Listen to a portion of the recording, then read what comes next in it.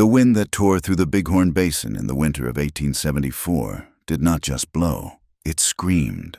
It was a living, hateful thing, scraping the granite spine of the mountains and stripping the pine trees of their needles until the timber stood like skeletal fingers pointing accusingly at a slate-gray sky. Wade McAllister pulled the collar of his buffalo coat higher around his ears. Though it did little to stop the bite of the frost, he was a man built of rough edges and silence, standing 6 feet tall with shoulders broadened by years of swinging a pickaxe and handling unruly horses. He favored his left leg as he walked, a hitch in his stride that was a permanent reminder of a bullet taken in a dusty street in Nevada 3 years ago.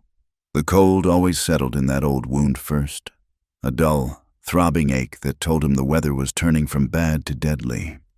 He had come out to check the trap line he had set along the ridge, but the snow was falling so thick and fast now that the world beyond 10 yards was nothing but a white, shifting curtain. He turned back toward the cabin, his boots crunching loudly on the frozen crust. That was when he saw it, down by the creek, where the black water churned sluggishly between banks of jagged ice. There was a patch of color that had no business existing in this monochrome world. It was a deep, rich blue, the color of a summer sky or a lady's Sunday dress. Wade narrowed his eyes, wiping ice from his eyelashes with a gloved hand. He shifted his weight, gripping the stock of his Winchester rifle instinctively. Though no beast he knew wore blue silk, he moved down the slope, his bad leg protesting the uneven ground. The figure was half buried in a drift, curled tight like a sleeping child. It was a woman. The blue fabric was a heavy wool coat, far too fine for the rough country, soaked through at the hem where it had dragged in the snow. Her hair had come loose from its pins, a dark, tangled mass that lay fanned out against the white powder like spilled ink. Wade dropped to his knees beside her, ignoring the snow that instantly soaked through his trousers. He pulled the glove from his right hand and pressed his fingers against the side of her neck. Her skin was cold, terrifyingly so, like marble left out in the shade. She was dead, he thought. She had to be. No one survived this kind of exposure. But then he felt it, a pulse, faint, thready, and erratic, fluttering against his fingertips like a moth trapped in a jar. He swore softly, a rough sound that was lost to the wind. He did not ask himself who she was or how she had come to be dying on his land. There was no time for questions. He slid his arms underneath her, grunting as he lifted her dead weight. She was lighter than she looked, frail beneath the layers of wet wool. Her head lolled back, her face pale and waxy, lips tinged with a dangerous shade of blue. The climb back to the cabin was a punishment. The wind hammered against his chest, trying to shove him back down the slope. Wade gritted his teeth, focusing entirely on the rhythm of his boots breaking the snow. Step, drag, step, drag. His lungs burned with the icy air, and the woman in his arms felt colder by the second, seemingly sapping the heat right out of his own body. He kicked the cabin door open, stumbling into the gloom of the single room. The sudden warmth of the cast-iron stove hit him like a physical blow. He kicked the door shut behind him, dropping the heavy wooden bar into place, shutting out the scream of the storm. He laid her on the narrow cot near the stove, stripped off his heavy coat, and went to work. He was no doctor, but he had dug bullets out of men and stitched up knife wounds in the back rooms of saloons. He knew that heat had to be returned slowly. He stripped the wet coat from her, then the sodden dress beneath it, working with impersonal, efficient hands. Underneath the fine clothes, she wore a simple cotton shift that was dry but thin. He pulled the thick wool blankets from his own bed and piled them over her, tucking them tight around her shivering form. He added 2 more logs to the fire, adjusting the damper until the stove roared, the iron sides glowing a dull, angry red.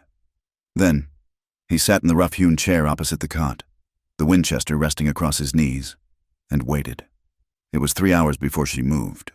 First came a sound, a low whimper that scratched at the silence of the cabin. Then her eyelids fluttered, heavy and reluctant. When she finally opened them, her eyes were dark, wide, and filled with a sharp, sudden terror. She scrambled backward, pressing herself against the rough log wall. clutching the blankets to her chest with white-knuckled hands. "Easy," Wade said, his voice scraping like gravel. He did not stand up. He stayed seated, his hands visible on the rifle, making no move toward her. "You are safe." Her gaze darted around the room, taking in the low beams, the drying herbs hanging from the ceiling, the oil lantern casting long, dancing shadows, and finally, him. She stared at him for a long time, her chest heaving as she gulped down the air. "Who are you?" she rasped. Her voice was wrecked by the cold, hoarse and cracking. "Name is Wade," he said simply. "Found you down by the creek. You were half froze." She flinched as a memory seemed to strike her. She looked down at her hands, then back at him. "Where are my clothes?" "Drying." Wade nodded toward the line strung up near the stove. "They were wet. You would have died in them." She swallowed hard, pulling the blanket tighter, up to her chin. "Thank you," she whispered, though the words seemed to taste bitter in her mouth. "What is your name?" Wade asked. She hesitated. It was a split-second pause, barely a heartbeat, but Wade caught it. He had spent 10 years looking over his shoulder, reading the tales of men who wanted to kill him or cheat him. He knew the look of someone searching for a truth that did not exist. "Delilah?" she said, her chin lifted slightly. "My name is Delilah." "Delilah," Wade repeated. He did not believe her. It sounded too practiced, too theatrical. "Where did you come from?" "Delilah? There isn't a town for 30 miles. I was traveling," she said, her eyes shifting to the fire. "I was working in a saloon, the Bluebird, over in Lander. There was a fight, a brawl, drunken miners. It spilled out into the street. I got scared. I ran." She looked back at him, her expression hardening into a mask of earnestness. "I just ran. I didn't realize how far I'd gone until the snow started. Then I got turned around." Wade looked at her hands again. They were gripping the wool blanket. They were slender, the nails clean despite the dirt of the riverbank. They were not the hands of a woman who poured cheap whiskey for miners and scrubbed sawdust floors. He looked at the drying dress. The fabric was silk and velvet, cut in a style that spoke of money, not the garish, bright colors of a dance hall girl. "You ran 30 miles in a blizzard in a velvet dress because of a bar fight," Wade stated flatly. "Yes?" she said, meeting his gaze without blinking. He held her stare for a long moment, the silence stretching between them, thick with the heat of the stove. He could see the pulse jumping in the hollow of her throat. She was terrified, but she was holding it together with a will of iron. "Eat," Wade said finally, gesturing to a tin plate of beans and salt pork he had left on the floor beside the cot. "We can talk about your fairy tales later." He saw the flash of anger in her eyes, but she suppressed it quickly. She reached for the plate, her hands shaking, and ate with a voracious, starving intensity that she tried to hide. For the next 2 days, the world outside ceased to exist.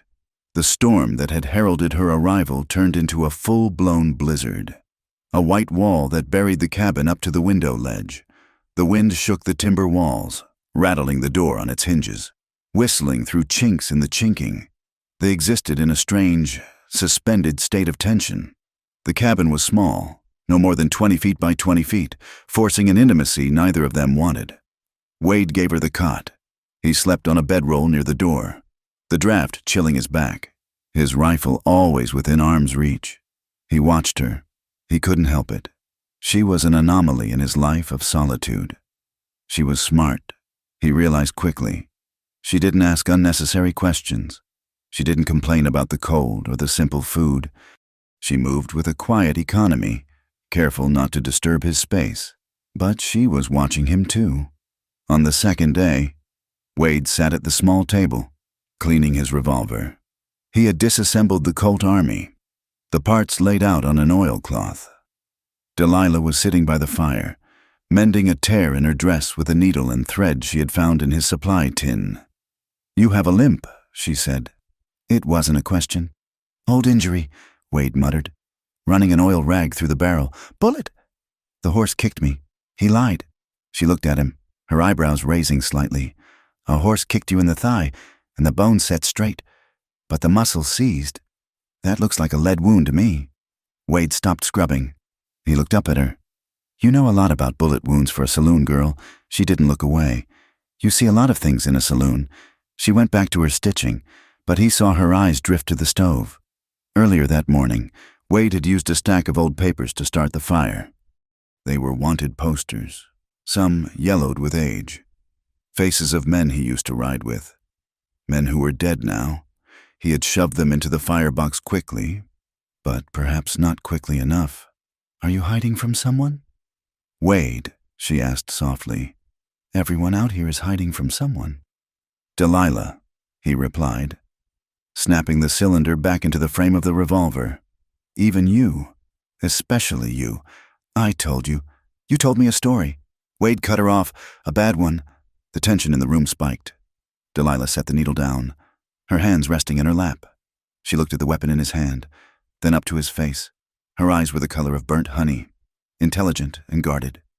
Maybe I just value my privacy. She said, privacy is one thing, Wade said. Standing up, he holstered the gun, the leather creaking. Lying is another. You talk like you've had schooling. You walk like you're used to smooth floors, not sawdust. And that dress cost more than a saloon girl makes in a year. It was a gift, she said quickly. From a minor, Wade challenged. From an admirer, she corrected. Wade scoffed, turning to the stove to pour coffee. He grabbed the pot with his bare hand, forgetting the heat in his agitation. But his hand was numb. The frostbite he had taken pulling her out of the snow had left his fingers swollen and devoid of sensation. He bobbled the pot, spilling scalding black liquid over his knuckles. He swore, dropping the pot with a clang. Delilah was there in an instant. She didn't flinch at his anger or the noise.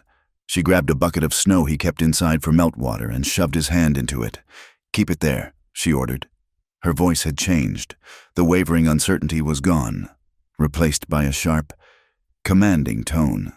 I'm fine, Wade grunted, trying to pull his hand back. You are not fine, she snapped. You have frost nip, bordering on frostbite. If you burn it now, the skin will slough off and you will get gangrene. Keep it there. Wade stopped struggling. He looked at her, really looked at her. She was kneeling beside him, her hair falling over her face, her focus entirely on his hand.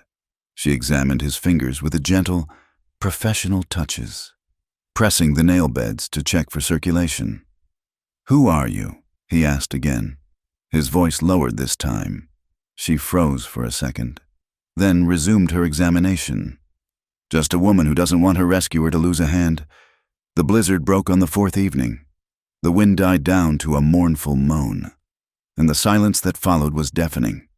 The cabin felt smaller than ever. The air was thick with unspoken words and the smell of damp wool and wood smoke. They ate dinner in silence. Wade watched her pick at her food. She looked exhausted. The circles under her eyes were purple bruises, and she moved stiffly. After the meal, Wade poured himself a measure of whiskey into a tin cup. He offered the bottle to her. She shook her head. Suit yourself, he said. He took a long pull, the burn of the liquor settling his nerves. He watched the firelight dance on her face. She was staring into the flames, lost in some dark memory. You can't stay here, Wade said abruptly. She looked up, startled. I know. Soon as the pass clears, I'm taking you to Lander, he continued. You can tell your story to the sheriff there. Maybe he'll believe you. I can't go to the sheriff, she said, the words slipping out before she could stop them. Wade leaned forward, his elbows on his knees. Why not? If you're just a witness to a brawl, he won't care, unless you did something, unless you are the reason for the brawl. I didn't do anything, she said, her voice rising. You are lying, Wade said. He didn't shout. He said it with a cold, flat certainty. You have been lying since you opened your eyes. You lie about your name. You lie about where you came from. You lie about what you are running from. I am not. Stop it. Wade slammed the tin cup down on the table. Whiskey splashed over the rim. I know liars. Lady, I have ridden with them. I have lived with them, and I have been one. You have the look. You check your stories 3 times before you speak. You watch the door like the devil himself is coming through it. You look at my rifle not like you are afraid of it, but like you are calculating how fast you could reach it." Delilah stood up, backing away toward the fire. Her face was pale, her eyes wide and blazing. "You don't know anything about me. I know you are trouble," Wade said, standing and stepping toward her. His limp was pronounced, his shadow stretching long and menacing against the wall. "I saved your life. I dragged you out of that snow. I gave you my food, my bed. The least you could do is give me the truth. Who are you running from? A husband? A pimp? The law?" "I am not a criminal," she cried out. "Then stop acting like one," Wade shouted back. He was close to her now, towering over her. "Tell me the truth. Just once. Tell me the truth." She stared up at him, her chest heaving. The defiance in her eyes warred with fear. For a moment, he thought she might strike him, or break down weeping. Instead, she smiled. It was a terrible, shattered smile. A smile that had no joy in it, only a jagged edge of bitterness. "You want the truth?" she whispered. "You think you can handle the truth, cowboy? You're just a pretty liar," Wade sneered, though his heart was hammering against his ribs. "You don't have any truth in you," she laughed, a short, sharp sound. "A pretty liar," she repeated. "Is that what you see? Just a pretty face spinning tales?" She reached up to the collar of her dress. Wade frowned, stepping back. "What are you doing? Proving you right," she said. Her fingers worked the buttons with trembling speed. She undid the high collar, then the bodice. She shrugged the heavy velvet off her shoulders, letting it pool at her waist. She wore a simple chemise underneath, thin and white. "Stop," Wade said, looking away. "I didn't ask for this. I don't want your body. Look at me," she screamed. The sound tore through the cabin, raw and primal. Wade looked. She pulled the straps of the chemise down. She did not do it with the slow, sultry grace of a woman trying to seduce a man. She did it with the sharp, violent movements of someone tearing off a bandage. She pushed the fabric down to her waist, exposing her back to the firelight. Wade's breath caught in his throat. Her skin, pale and smooth in the dim light, was a canvas of violence. Across her ribs, a long, jagged scar ran like a purple river. The skin puckered and raised. It was an old knife wound, deep and vicious. On her shoulder, a burn mark, circular and ugly, branded into the flesh. And fading bruises, yellow and green, bloomed across her upper arms like sickly flowers, the marks of fingers that had grabbed too hard, held too tight. She turned slowly to face him, ignoring her nakedness. She wasn't hiding anymore. She stood tall, her shoulders back, thrusting the evidence of her history into the light. "You see this?" she hissed, pointing to the knife scar. "This is the truth. You see this?" She touched the bruise on her arm. "This is the truth." She stepped closer to him, her eyes burning with tears she refused to shed. "I lie, Wade. I lie with every breath I take. I lie to strangers. I lie to men like you. I lie to myself. Because the truth gets you hurt. The truth gets you cut. The truth leaves you bleeding in the snow." She stood there, chest heaving, the firelight flickering over the map of pain etched onto her body. She looked like a warrior queen of some lost, tragic kingdom. Beautiful. Yes, but terrifying. "So go ahead," she whispered, her voice breaking. "Call me a liar. I am one. It is the only thing that has kept me alive." Wade stood frozen, the anger drained out of him, replaced by a hollow, aching sickness in his gut. He had expected many things, a confession of theft, a sob story about a debt. He had not expected this. He looked at the scars, and he saw his own reflection in them. He saw the violence he had dealt, and the violence he had fled. He saw the cruelty of a world that would do this to a woman, and the ferocity of the woman who would survive it. He did not touch her. He could not. To touch her now would be a profanity. He reached out, picking up the shawl she had discarded on the chair, and held it out to her. He did not look at her breasts, or the curve of her waist. He looked her in the eye. "Cover yourself," he said softly. The roughness was gone from his voice. Delilah looked at the shawl, then at him. The defiance slowly drained out of her, leaving her sagging and exhausted. She took the wool from him and pulled it around her shoulders, wrapping it tight, hiding the scars, hiding the truth once more.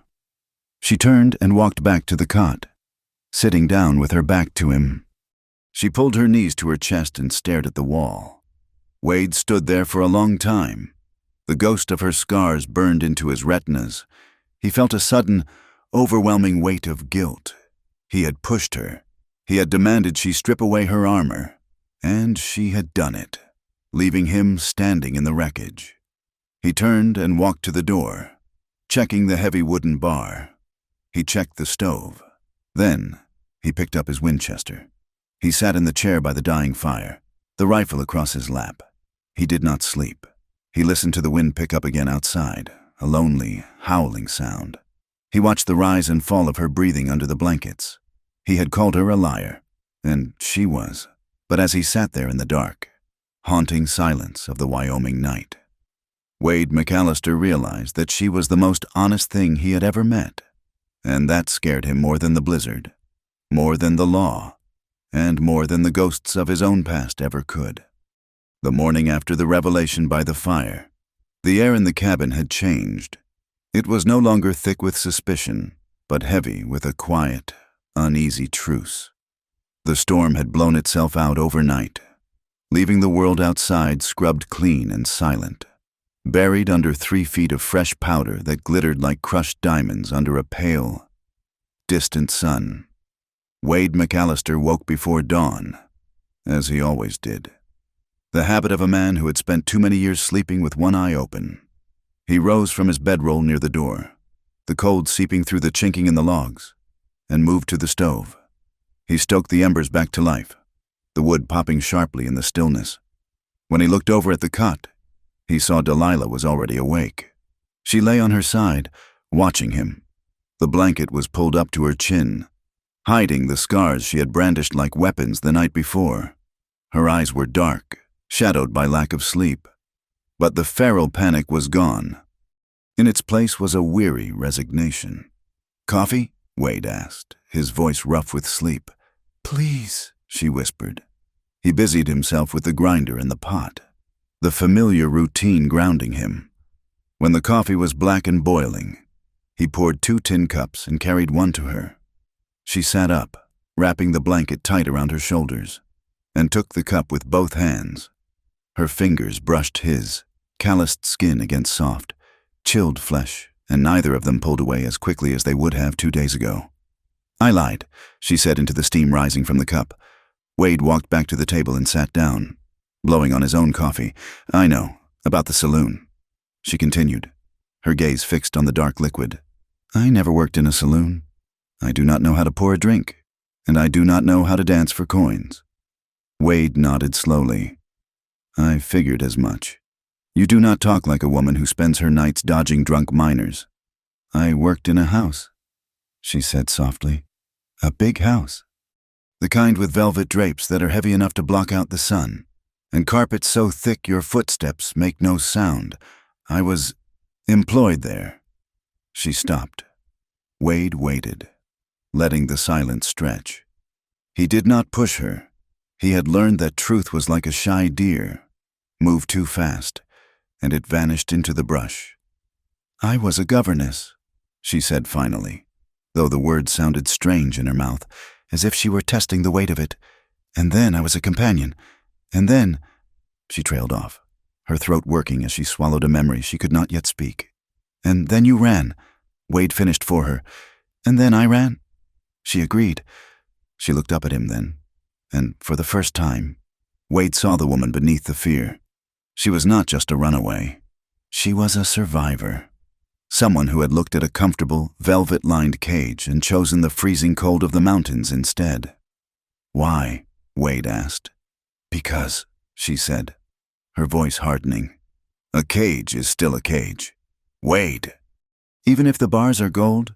She took a sip of the coffee, her eyes never leaving his. "And because some men think that if they buy the cage, they buy the bird too." Wade felt a dark anger coil in his gut. A familiar serpent he thought he had starved years ago. He looked at the bruise fading on her arm, visible as the blanket slipped slightly. He did not ask who the man was. He did not need to. He knew the type. He had worked for them, and he had robbed them. "Drink your coffee," Wade said gently. "We have work to do. The roof took a beating last night. They spent the morning clearing the drift from the door. The physical labor was a relief, a way to burn off the tension that hummed between them. Delilah worked harder than he expected. She did not complain about the cold or the weight of the snow shovel. She dug with a grim determination, her breath puffing out in white clouds, her cheeks flushed red with exertion. By noon, the sun was high and bright, but the air remained biting. Wade looked at their dwindling supplies. The storm had kept him from his trap lines for days, and the salt pork was running low. "I am going out," Wade announced, picking up his Winchester from where it leaned against the wall. "We need meat." "I am coming with you," Delilah said. Wade frowned. "The snow is deep." "Delilah, it is not a stroll in the park." "I can walk," she said, pulling on the heavy coat he had lent her, an old buffalo hide jacket that swallowed her small frame. "And I am not staying here alone. Not with the silence. It is too loud." Wade studied her for a moment, then nodded. "Keep up." They trekked out along the ridge, the snowshoes Wade had fashioned from ash wood and rawhide crunching rhythmically. The world was vast and white, the mountains rolling away in every direction like a frozen sea. Wade moved with the easy, loping gait of a predator, scanning the tree line for movement. Delilah followed in his tracks, stepping where he stepped, silent and observant. They had been walking for an hour when Wade stopped. He raised a hand, signaling her to freeze. 50 yards ahead, near a cluster of scrub oak, a jackrabbit sat motionless, its white fur blending almost perfectly with the snow. Only the twitch of its nose gave it away. Wade began to raise his rifle, moving with agonizing slowness. But his bad legs shifted in the snow, the knee buckling slightly. The snow under his boot crunched loudly. The rabbit's ears swiveled instantly, its muscles bunching to spring. Before Wade could steady himself, a crack of thunder split the air right beside his ear. The rabbit tumbled backward, kicking once before lying still. Wade stood frozen, the smell of gunpowder stinging his nose. He lowered his own rifle and turned slowly to look at Delilah. She stood with the smoking revolver in her hand, Wade's spare Colt, which she must have taken from the holster hanging by the door. He hadn't even seen her take it. She held the heavy weapon with two hands, her stance wide and solid, her eyes locked on the target. There was no hesitation in her posture, no trembling. She lowered the hammer and eased the gun down, looking at him with a challenge in her eyes. "You missed," she said simply. Wade looked from her to the rabbit, then back to her. The shot had been clean, at 40 yards, with a handgun. That was not luck. That was skill. "Where did a governess learn to shoot like that?" Wade asked, his voice low. Delilah tucked the revolver into the pocket of the oversized coat. "The West teaches you things you did not want to know, Wade. And when you live in a house full of men who think no is just a suggestion, you learn where the guns are kept, and you learn how to use them." Wade walked over to the rabbit and picked it up by the ears. It was a clean kill, right through the neck. He looked at the animal, then back at the woman standing in the snow. He realized then that he had made a mistake. He had thought of her as a victim, a broken thing that needed mending. She was not broken. She was bent, twisted maybe, but she was forged steel. "Good shot," he said. It was the first genuine compliment he had given her. Delilah's expression softened. "Just a fraction. Thank you," she said. "Now, can we go back? My toes are numb. The return trip was different." Wade did not walk 10 paces ahead of her anymore. He walked beside her, matching his stride to hers. The dynamic had shifted. She was no longer just baggage. She was a partner in the hunt. That evening, the wind picked up again, howling down the canyon with a renewed vengeance. They were cleaning the rabbit when a loud groan echoed from the roof, followed by the sharp snap of timber. A dusting of snow fell from the ceiling beams onto the table. Shingle gave way. Wade cursed, looking up. Damn wind is trying to peel the roof off. He grabbed his hammer and a handful of nails. I have to fix it before the snow melt rots the beam. I will hold the ladder, Delilah said, already moving to the corner where the rough-hewn ladder led to the loft and the trap door. They climbed out onto the roof. The wind up there was ferocious, tearing at their clothes and stinging their eyes. The slope of the roof was slick with ice.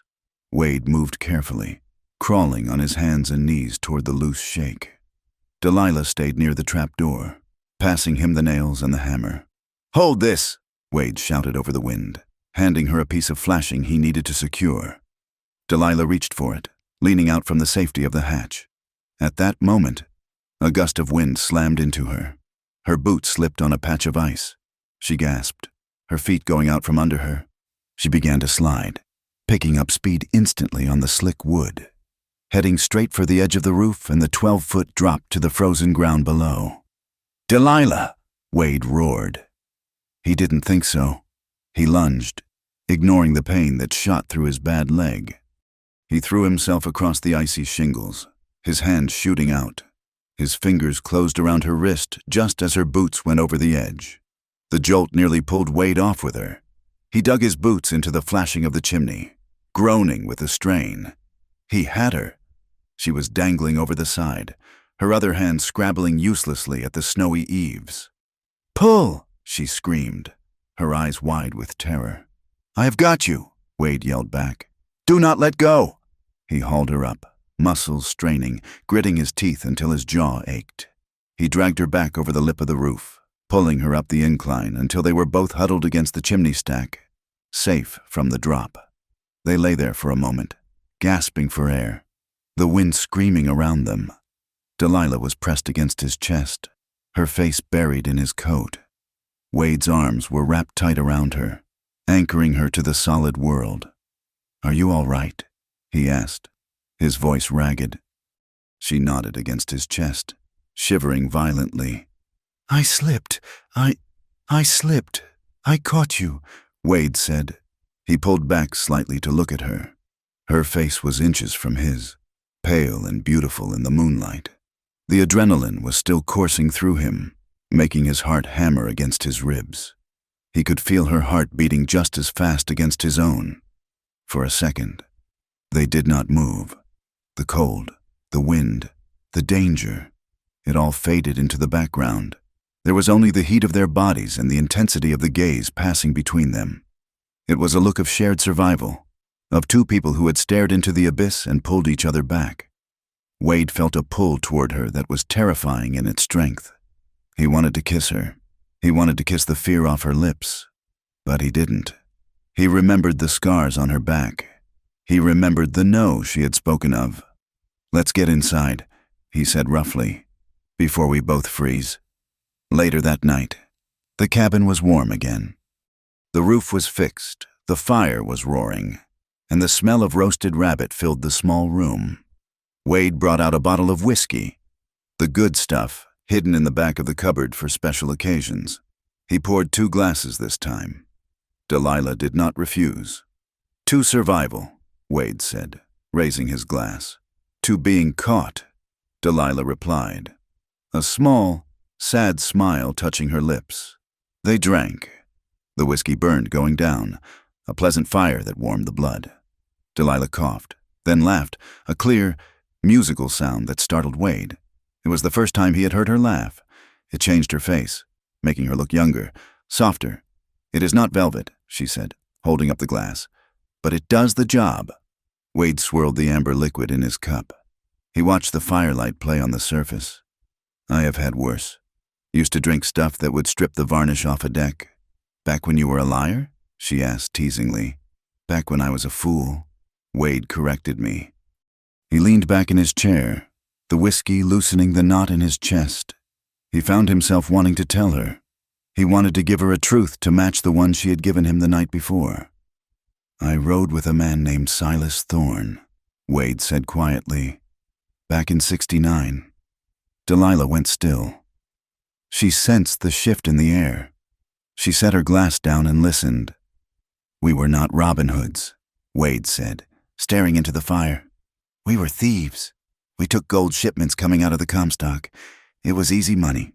Thorne said, "Nobody gets hurt." He said. He took a drink, the memory bitter on his tongue. "We hit a convoy outside of Carson City. It was supposed to be light security. It wasn't. There were 6 guards with repeaters." Wade's hand tightened around the glass. It went bad fast. Bullets flying everywhere, dust and smoke. I took a round in the leg, this leg. But 2 of our boys, young kids really, brothers from Arkansas, they went down. Gut shot, both of them, screaming for their mama. He paused, the silence of the cabin pressing in on him. Thorne gave the order to ride. He said they were dead weight. He said we couldn't carry them. "And what did you do?" Delilah asked, her voice barely a whisper. "I rode," Wade said. The confession hung in the air, heavy and ugly. "I left them there in the dirt. I left them to die alone, or to be hanged if the law got to them first. I took my share of the gold and I rode until the horse gave out." He looked up at her, expecting to see judgment in her eyes, expecting to see the same disgust he felt when he looked in the mirror. But there was only sadness. "Do you regret it?" she asked. "I regret dying," Wade said. "I dream about it. I dream about the blood. It is so bright red. Delilah, brighter than anything else in the world. I dream of their faces. But the leaving?" He shook his head slowly. "No, I don't regret leaving the gang. I don't regret surviving. Is that a sin?" Delilah reached across the small table. She covered his hand with hers. Her palm was warm, her grip firm. "Survival is not a sin. Wade," she said fiercely, "it is an instinct. You cannot judge a wolf for chewing off its own leg to get out of a trap. You just mourn the leg." Wade turned his hand over, interlacing his fingers with hers. The contact sent a jolt through him. He looked at their joined hands. His large, scarred, weather-beaten, hers small but strong, capable of firing a gun and mending a wound. "You are a strange woman, Delilah," he murmured. "And you are a strange outlaw," she replied. The air between them shifted again. The easy camaraderie of the whiskey vanished, replaced by something sharper, heavier. The hunger that had been lurking in the corners of the room since he pulled her from the snow stepped into the light. Wade stood up. He pulled her gently to her feet. She did not pull away. She stood close to him, her head tilted back, looking up into his face. Her lips were parted slightly, her breathing shallow. "Wade," she breathed. He brought his hand up, cupping her cheek. Her skin was impossibly soft. He traced the line of her jaw with his thumb. He leaned down, giving her every chance to back away, every chance to say no. She didn't. She leaned into his touch. He kissed her. It was not a gentle kiss. It was desperate. It tasted of whiskey and wood smoke and days of suppressed longing. It was the kiss of 2 people who had been cold for a very long time and had suddenly found a fire. Delilah made a low sound in her throat, her hands tangling in his hair, pulling him closer. Wade wrapped his arms around her waist, pulling her flush against him. He could feel the curves of her body through the thin cotton of her dress, the heat of her searing him. He deepened the kiss, his hunger rising like a tide. He wanted to consume her. He wanted to bury himself in her and forget the snow, the blood, and the ghosts. He moved his hands down her back, pressing her closer. Suddenly, Delilah gasped. She stiffened in his arms. She pulled back, breaking the kiss, her chest heaving. "No," she whispered. Wade froze instantly. He dropped his hands as if her skin had burned him. He stepped back, putting 3 feet of distance between them in a heartbeat. "I'm sorry," he said quickly, his voice rough. "I didn't mean to. I stopped." Delilah was shaking. She had her arms wrapped around herself again, that defensive posture returning, but her eyes were not angry. They were terrified. "It is not you," she stammered. "It is just, I can't." Wade watched her, his heart pounding. "You can't? I don't want to be owned," she whispered. The words were a jagged shard of glass. "Not again. Please, Wade, I can't be something you take. I can't be a debt you collect because you saved me. Wade felt his heart break a little. He understood then what her life had been. He saw the shadow of the man who had hurt her, the man who had treated her like a possession to be used and discarded. He took a slow breath, steadying himself. He looked her dead in the eye. I am not him, Delilah. I know, she said, a tear spilling over her lash. But fear doesn't know that. Wade moved slowly.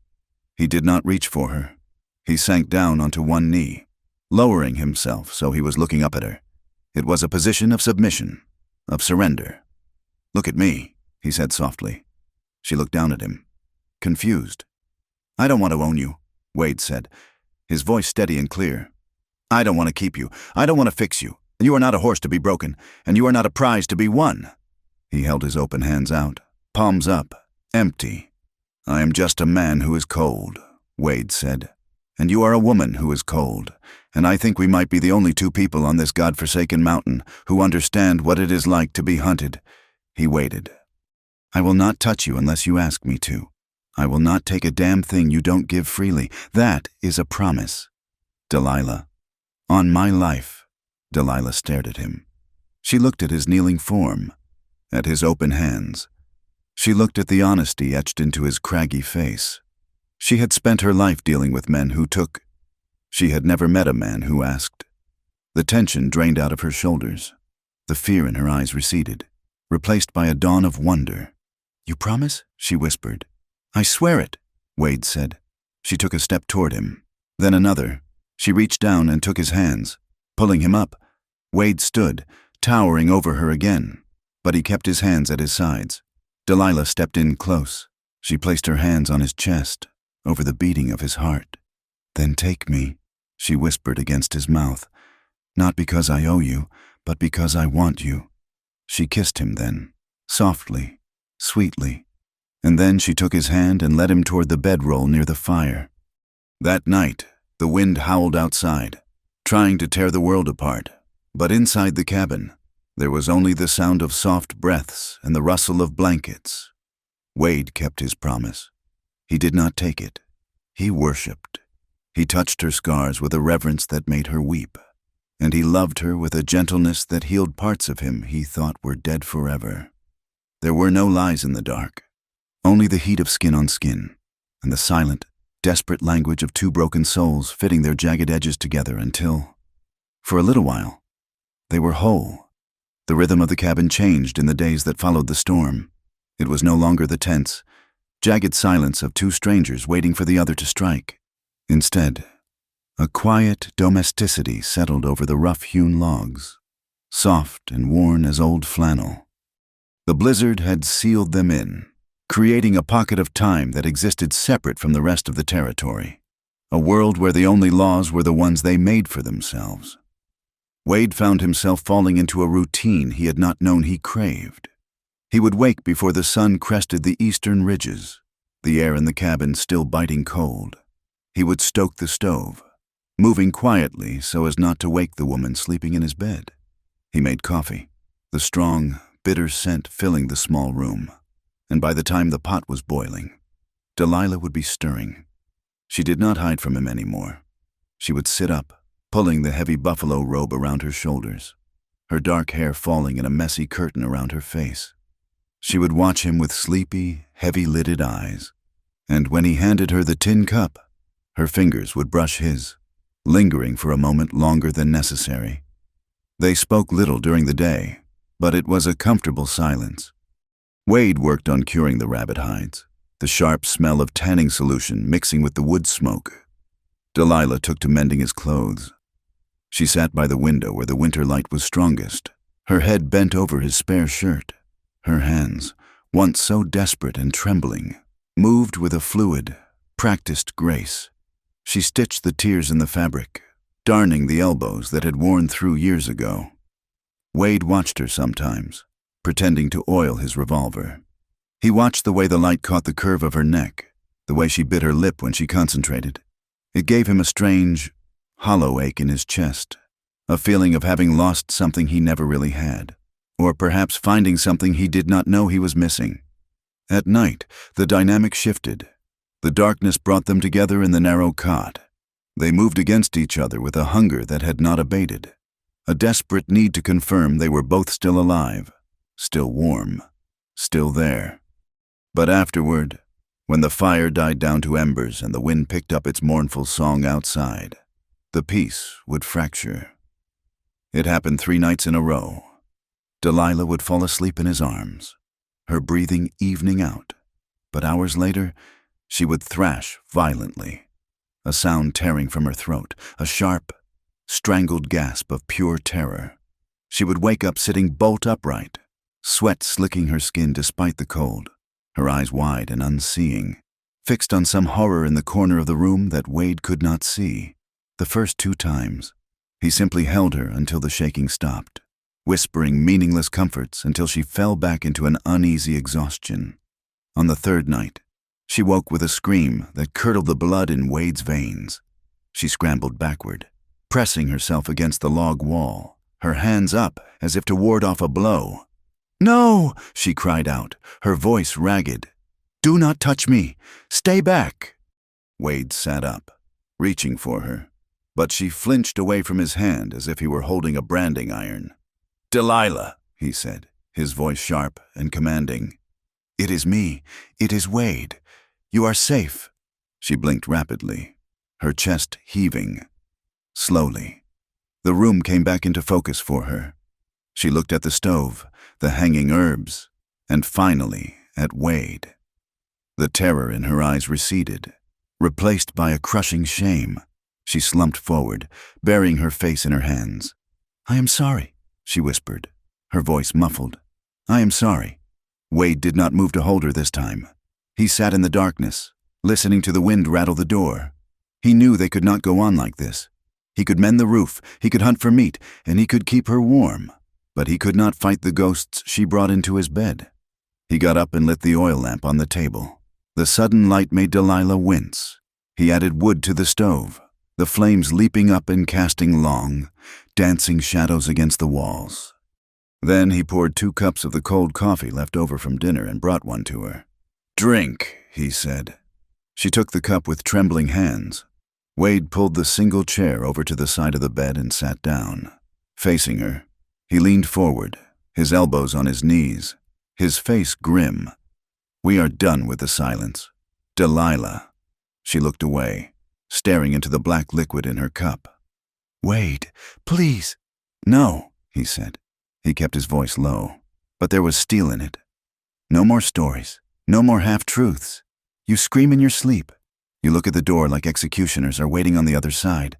You have scars on your back and a bullet hole in your soul. I cannot help you if I am fighting shadows. I never asked for your help." She deflected, though the protest was weak. "You are in my cabin, eating my food, and sleeping in my bed," Wade said flatly. "You have my help whether you want it or not, but I need to know who he is." She went still. The cup in her hand rattled slightly against her ring. "The man you ran from," Wade pressed. "The man who gave you those bruises. Who is he? He is dead," she whispered. "I figured that much," Wade said.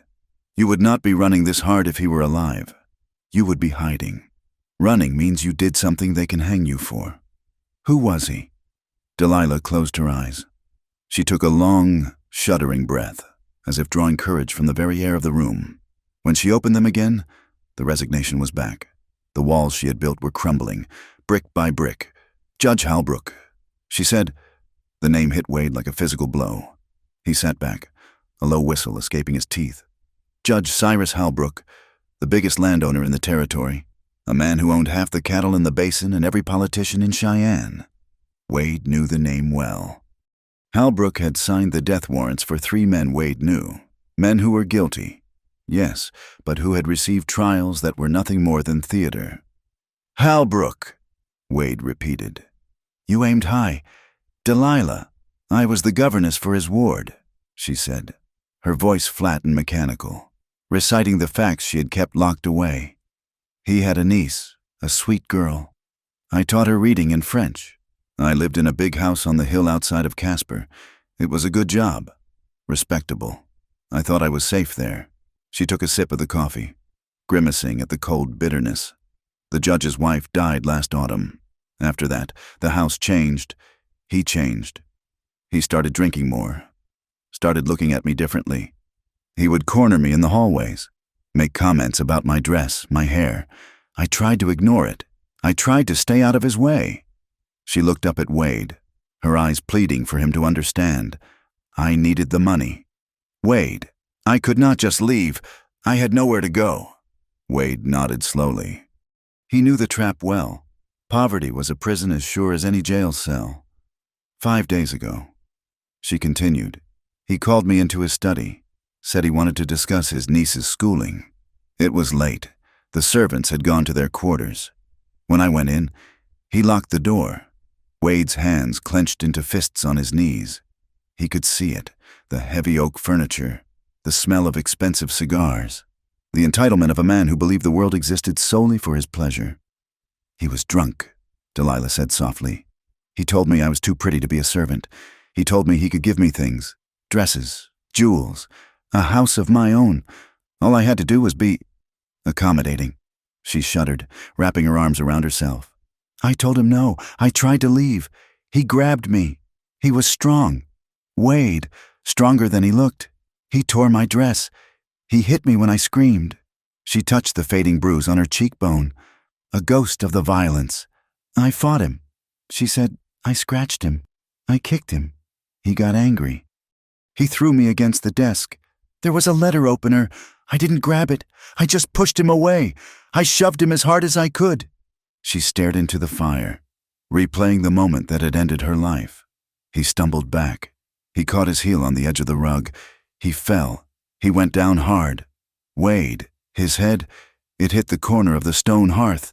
There was a sound, a crack, like a dry branch snapping in winter. The silence in the cabin was absolute.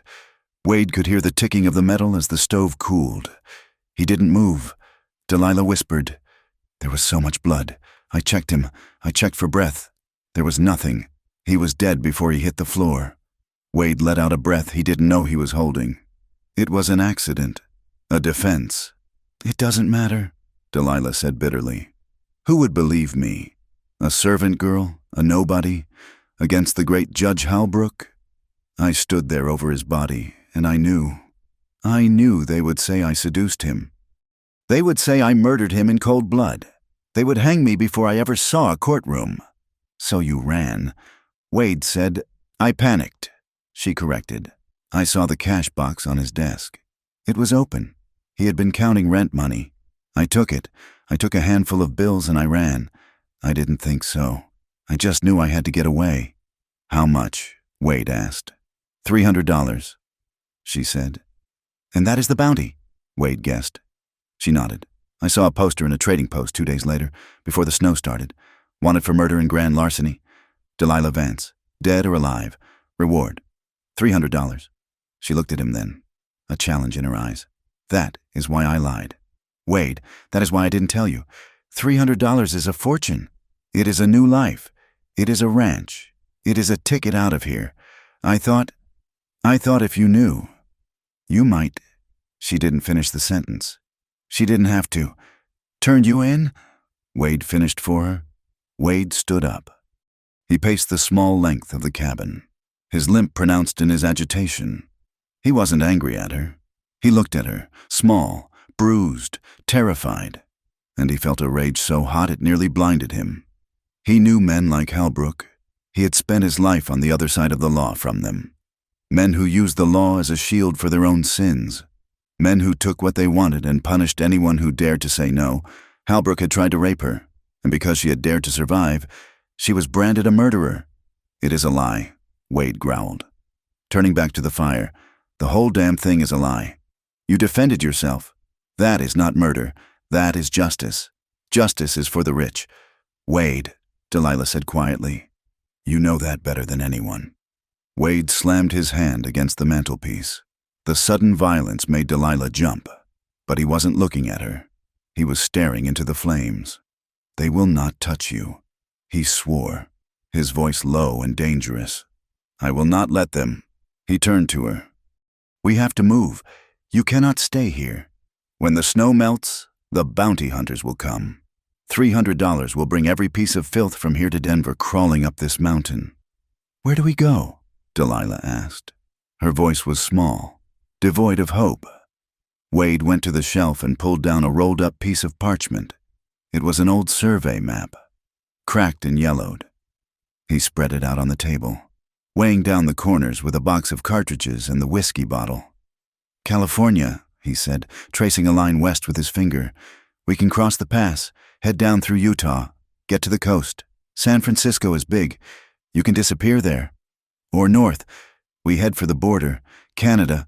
The Mounties are tough, but they don't care about Wyoming judges." He looked up at her, his eyes bright with the beginnings of a plan. "I know trails the marshals don't. I can get us through the mountains. We leave the wagon, take the horses. We can be in British Columbia by spring." He waited for her to nod, to agree, to show some spark of relief. But Delilah wasn't looking at the map. She was looking at her hands again, wringing them together in her lap. She looked sick. "Delilah?" Wade asked. "I can't go to Canada," she whispered. "Why not?" Wade asked, confused. "It is the safest play, because it is too far," she said. Her voice broke. "I can't go that far away." "Away from what?" Wade asked. She looked up at him, and the tears that she had held back for days finally spilled over. "Not what?" she choked out. "Who?" Wade froze. He looked at her face, crumbling under the weight of a secret far heavier than a dead judge. "I have a daughter," she sobbed. The words hung in the air between them. Wade felt the ground shift beneath his feet. "A daughter? You have a child?" he stammered. "Her name is Clara." Delilah wept. "She is 4 years old." Wade stared at her. The pieces of the puzzle slammed into place. The desperation, the terror. The reason she had taken the job with Halbrook. The reason she hadn't just kept running until she hit the ocean. "Where is she?" Wade asked. His voice was very quiet. "Red Valley," Delilah said, wiping her eyes with the back of her hand. "She is with a woman named Mrs. Gable, a widow. She takes in children. I pay her for Clara's keep. That is why I needed the job. That is why I needed the money." She took a ragged breath. When I took the money, I was going to go get her. I was going to go to Red Valley, grab Clara, and we were going to run together. But the snow came, and then I found the poster, and I knew if I went to her now, with the law looking for me, I would lead them right to her. She looked at Wade with a devastation that tore at his heart. "I can't leave her. Wade, I can't go to Canada and leave my baby alone in this world, but I can't go get her without getting her killed." She buried her face in her hands again, her body shaking with the force of her grief. Wade looked down at the map. He looked at the line he had traced to Canada.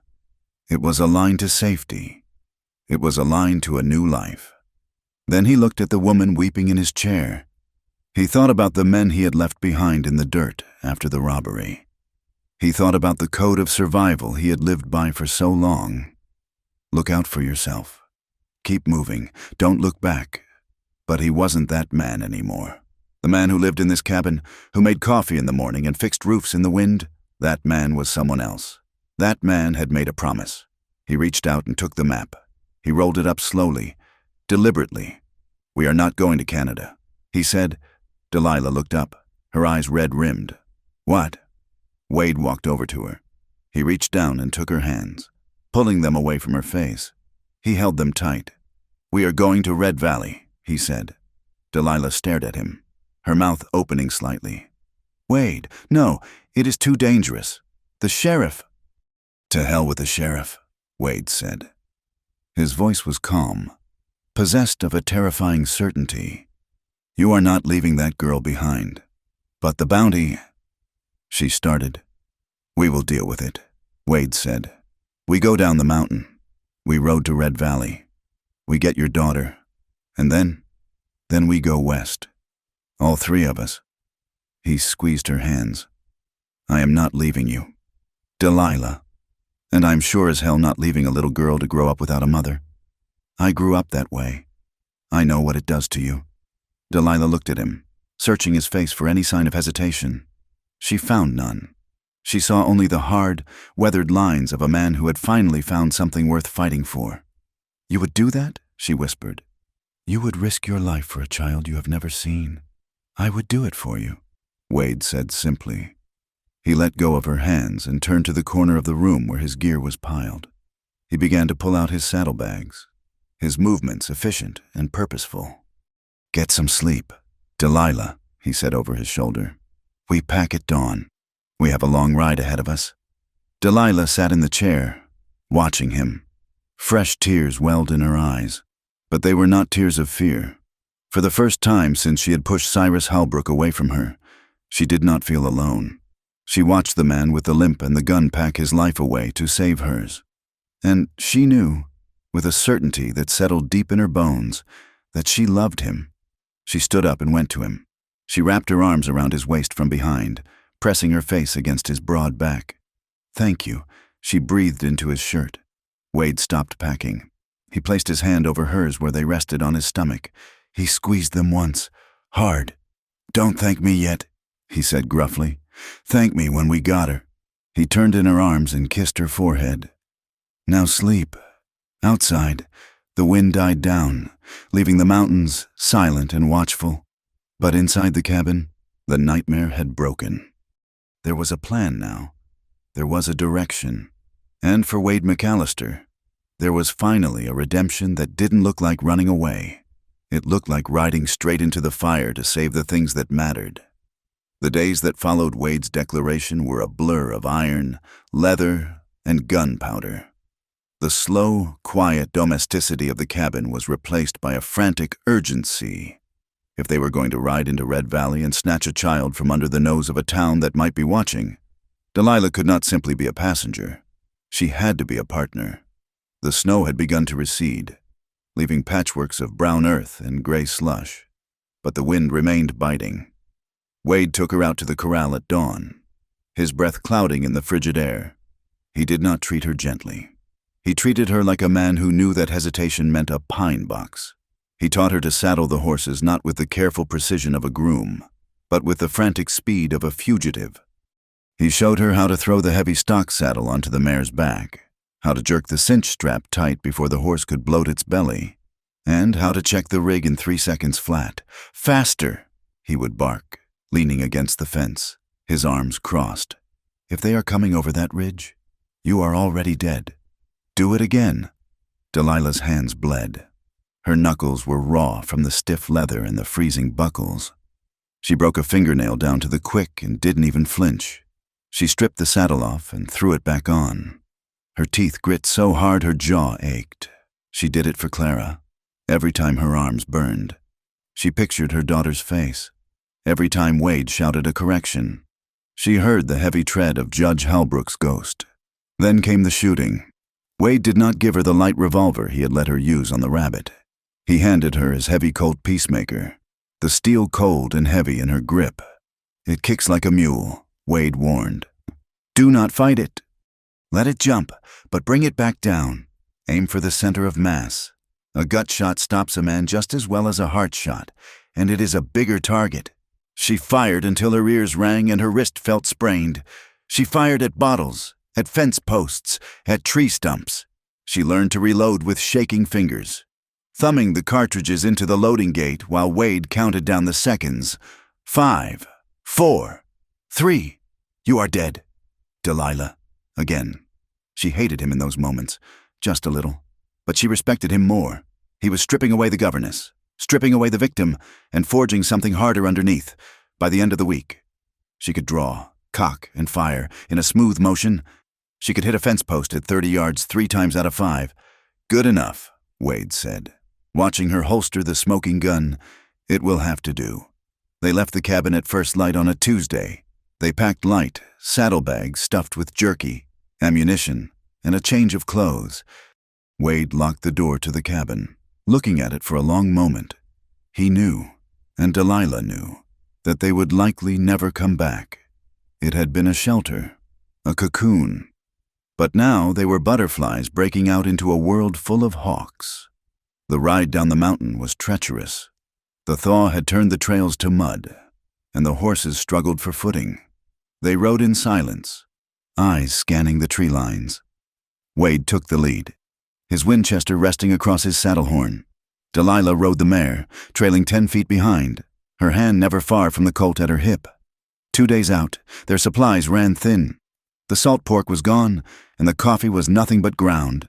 "There is a trading post near the fork of the Sweetwater," Wade said, pulling his gelding up. "Miller's Post.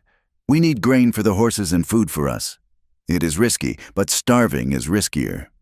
They rode into the post just as the sun was beginning to dip behind the western peaks, painting the sky in bruises of purple and red. The post was little more than a squat log building with a sod roof, a corral out back, and a hitching rail that had seen better days. Wade dismounted, his bad legs stiff from the ride.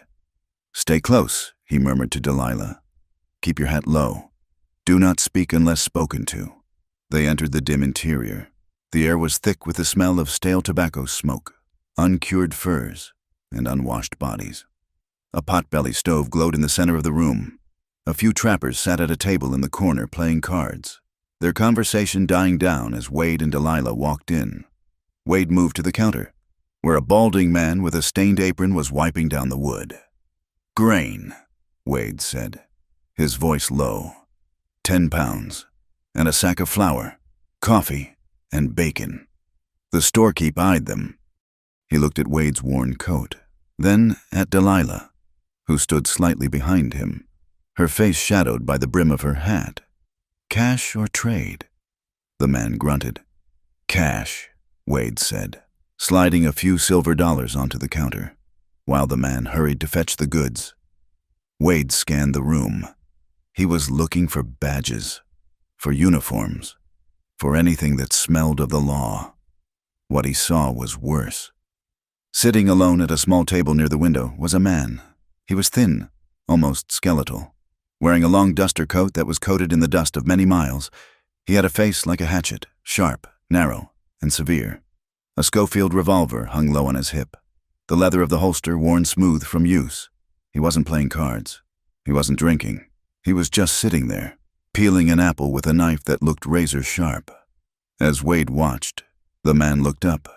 His eyes were a pale, watery blue, devoid of any warmth. They were the eyes of a wolf that had caught a scent. The storekeep returned with a sack of grain. Wade grabbed it, slinging it over his shoulder. "Come on," he muttered to Delilah, grabbing her elbow. "Excuse me." The thin man spoke. His voice was high and reedy, like dry wind through dead grass. Wade stopped. He did not turn fully, but he angled his body, putting himself between the man and Delilah. The man stood up, unfolding his long limbs slowly. He took a step toward them, still holding the apple and the knife. "I am looking for a woman," the man said. He smiled, but it didn't reach his eyes. Dark hair, pretty thing. Looks like she belongs in a parlor, not a trading post. Goes by the name of Vance. The room went dead silent. The trappers in the corner stopped their game. Wade felt Delilah stiffen beside him. He squeezed her arm, a silent command to stay still. "Haven't seen her," Wade said evenly. "Is that so?" the man asked. He took another step. "See, there is a grieving family back east, and a very upset sheriff. They have put a hefty price on her head, $300. That is a lot of silver for one little girl." He looked past Wade, his pale eyes drilling into Delilah. "You wouldn't happen to be hiding a pretty face under that hat, would you, miss?" "My wife is ugly as a mud fence," Wade drawled, his hand drifting casually toward his hip. "And she is deaf, too, so she can't hear you wasting our time." The thin man chuckled. It was a dry, rattling sound. "Wife, that is touching." He took a step closer. "I think I would like to see for myself." Wade didn't hesitate. He kicked the mounting block next to the stove, sending a cloud of ash and sparks into the air. In the confusion, he shoved Delilah toward the door. "Move!" he roared. They burst out into the cold twilight. Wade threw the grain sack onto his saddle and vaulted onto the horse, ignoring the scream of pain from his leg. Delilah was already in the saddle, her training taking over. She wheeled the mare around, kicking her into a gallop. "Ride!" Wade shouted. They thundered out of the yard just as the door to the trading post banged open. A shot rang out, whizzing past Wade's ear like an angry hornet. They didn't look back. They pushed the horses hard, galloping until the trading post was nothing but a speck in the distance, and then pushing further, into the deepening dark. Night fell like a hammer. The moon was a sliver, offering little light. Wade led them off the main trail, cutting into the rocky foothills where the tracks would be harder to follow.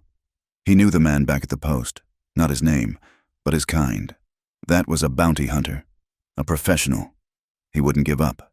He wouldn't stop sleeping.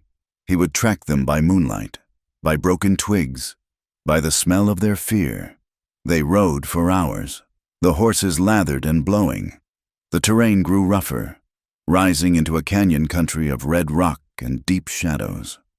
"We have to stop," Delilah gasped, pulling her mare up alongside Wade. "The horses are blown. They will break a leg in this dark." Wade looked back at the trail behind them. It was empty, swallowed by the blackness, but he could feel the eyes on his back. "We walk them," he said. "We find high ground. A choke point." They dismounted and led the heaving animals up a narrow switchback trail. The canyon walls rose up around them, jagged teeth against the starry sky. The wind whistled through the rocks, creating eerie, moaning echoes. They found a spot where the trail narrowed between two boulders, offering a view of the path below. Wade tied the horses back in a shallow depression, hidden from sight. He came back to the rocks where Delilah was waiting. She was shivering, her hand gripping the colt. "Is he coming?" she whispered. "He is coming," Wade said grimly. "Men like that don't quit." He checked his Winchester, sliding around into the chamber. "I am going to take the high ridge. Watch the trail. If he comes, I will take him before he sees you. You stay down. You do not move unless I tell you." Delilah nodded, her face pale in the starlight. "Wade, be careful." Wade touched the brim of his hat. Always. He moved away, climbing up the rocks to a perch overlooking the trail. He settled in, the rifle stock against his shoulder, and waited. Time stretched.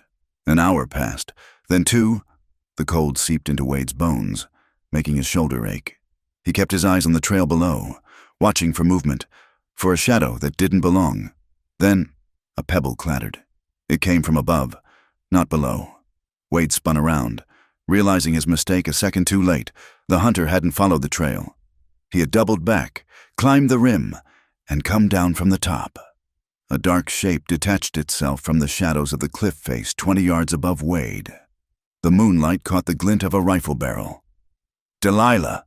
Wade shouted, diving to the right. The shot cracked the night open. It hit Wade mid-air. It felt like being struck by a sledgehammer.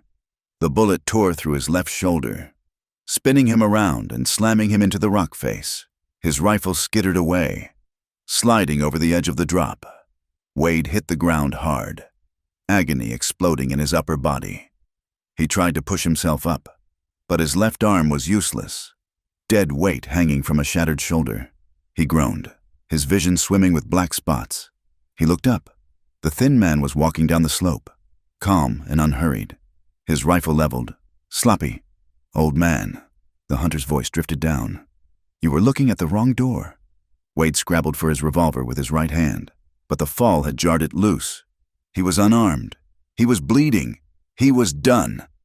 The hunter stopped 10 feet away. He cocked the lever of his rifle. "I will take the woman alive," he said, "but you are just excess baggage." He raised the rifle, aiming for Wade's head. Wade gritted his teeth, staring down the black bore of the barrel. He didn't look away. The crack of a gunshot split the air, but it didn't come from the hunter's rifle. The thin man jerked violently, as if someone had yanked him backward by a rope. A spray of dark mist erupted from his chest.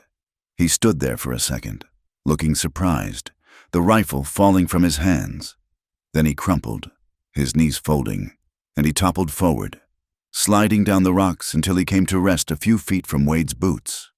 Wade blinked, fighting the darkness creeping in at the edges of his vision. He looked toward the boulders where he had left the horses. Delilah stood there.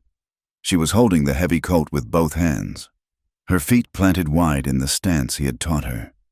Smoke drifted lazily from the barrel. She wasn't looking at the dead man. She was looking at Wade. "Delilah!" Wade rasped. She dropped the gun. It hit the rocks with a clatter.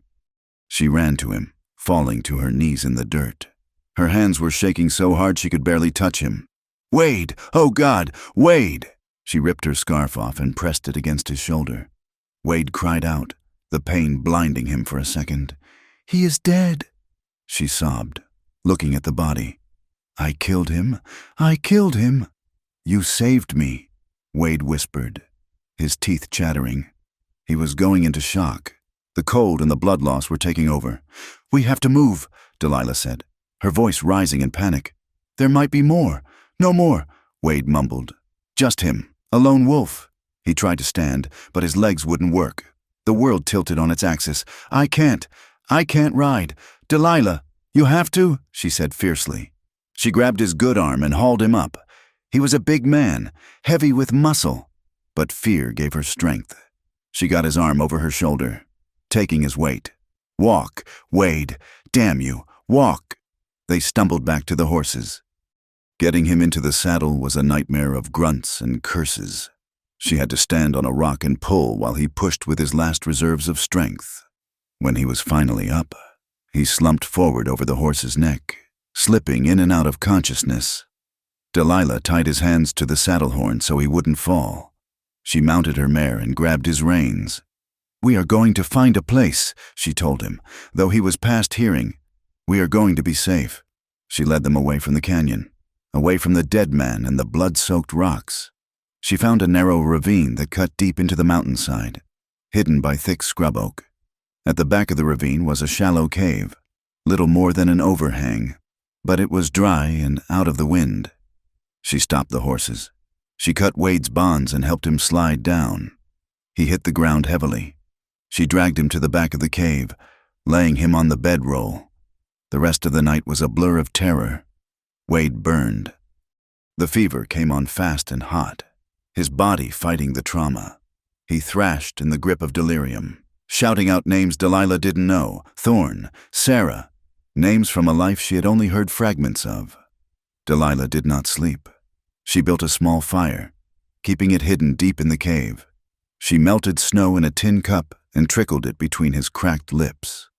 She tore strips from her petticoat and cleaned the wound. It was ugly, a through-and-through shot that had missed the bone by a fraction but torn through muscle and sinew. She packed the wound with moss she scraped from the rocks, praying it was the right kind, the kind the natives used. She poured the last of the whiskey onto it, holding him down as he screamed in his sleep. Her hands were stained with his blood. Every time she looked at them, she saw the bounty hunter falling. She saw the life go out of his eyes. She felt the recoil of the colt in her palms. She wanted to vomit. She wanted to curl up and die. But she looked at Wade's face, gray and sweaty in the firelight, and she forced the bile down. He had stayed for her. He had taken a bullet for her. She sat beside him, holding his good hand. She wiped the sweat from his forehead with a cool rag. To keep herself from screaming, she sang. She sang the lullabies she used to sing to Clara, soft, lilting songs about mockingbirds and diamond rings. Her voice echoed in the small cave, a fragile thread of humanity in the desolate wilderness. "Hush, little baby, don't you cry." Toward dawn, the thrashing stopped. Wade's breathing, which had been shallow and ragged, deepened. His skin, which had been burning to the touch, cooled. Delilah slumped against the cave wall, exhausted beyond measure. She didn't let go of his hand. She closed her eyes, just for a moment. When she opened them, the sun was cutting a sharp line of gold across the cave floor. The fire had burned down to white ash. She looked at Wade. His eyes were open. They were clear. The fever haze was gone. He was looking at her with a focus that pinned her to the spot. "Wade?" she whispered. "Water," he croaked. She scrambled to the cup, bringing it to his lips. He drank greedily, coughing a little. When he was done, he lay back, wincing as his shoulders shifted. He looked at the bandage on his shoulder, then at the cave, and finally back at her. "You brought us here?" he asked. His voice was weak, a shadow of its usual rumble.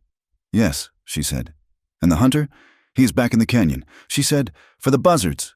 Wade let out a long breath. He looked at her hands, which were still clutching his. He squeezed her fingers weakly. "You saved me, Delilah!" She shook her head, tears pricking her eyes again. I did what you taught me." "No," Wade said. He shifted, fighting the pain to turn his head fully toward her. "You saved me. I was dead on those rocks. You came back. You came back for me first," she said. Wade looked at her, really looked at her. He saw the soot on her face, the dried blood on her dress, the exhaustion etched into every line of her body. But he saw something else too. He saw the steel. He saw the woman who had walked through fire and come out the other side holding a gun. "You believed me," she whispered, echoing the words he had spoken to her in the cabin. "When I told you about the judge, when I told you about Clara, you believed me. No one has ever believed me." "Wade?" Wade moved his hand, reaching up to touch her face. His fingers were rough, calloused, but his touch was infinitely gentle. "I believe you," he said. "I believe in you." Delilah leaned into his hand. She closed her eyes, a sob escaping her throat. She leaned down slowly, careful of his wound, until her forehead rested against his. He shifted his head slightly, seeking her mouth. They kissed. It was not like the kiss in the cabin, desperate and hungry. It was slow. It was trembling. It tasted of salt and blood and survival. It was a kiss of gratitude, of relief, of a bond forged in the crucible of violence. There was no fear in it. The ghosts were gone, chased away by the gunshot and the fever. There was only him and her and the quiet morning light. "We are going to get her," Wade whispered against her lips. "I know," Delilah replied. "We are going to get Clara, and we are going to go west."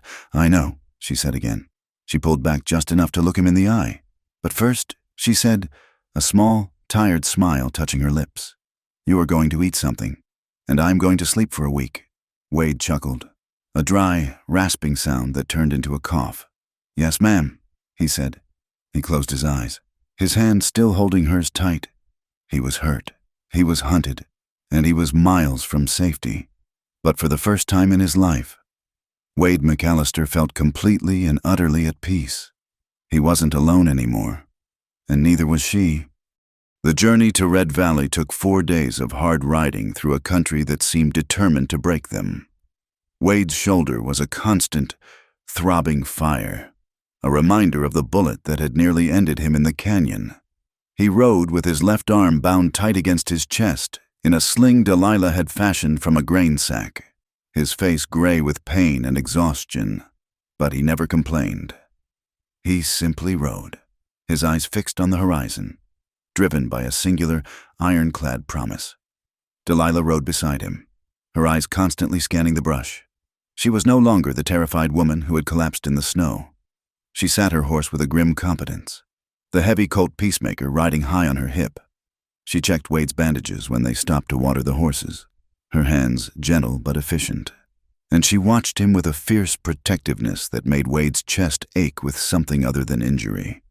Red Valley sat in a bowl of crimson sandstone, a cluster of clapboard buildings and adobe structures huddled around a meandering stream. It was a quiet town, the kind of place where everyone knew everyone else's business, and strangers were viewed with a mixture of curiosity and suspicion. They arrived at dusk, keeping to the shadows of the cottonwood trees that lined the creek. They did not ride down the main street. Wade knew better than that. They circled the perimeter, the horses' hooves muffled by the damp earth near the water. "Where's the house?" Wade asked, his voice low and rough.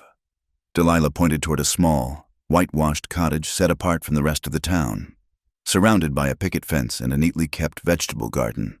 A plume of wood smoke curled lazily from the chimney, painting a gray stripe against the darkening violet sky. "There," she whispered. "Mrs. Gable's place." They tied the horses in a thicket of willows a quarter-mile downriver. Wade checked the load in his revolver, though he knew with his bad arm he would be slow on the draw. "You go," Wade said. "I will watch the road. If anyone comes, I will whistle." Delilah looked at him, fear flickering in her eyes for the first time in days. Not for herself, but for what she was about to face. "Go," Wade urged gently. "She is waiting." Delilah slipped through the tall grass, moving like a ghost toward the back of the cottage.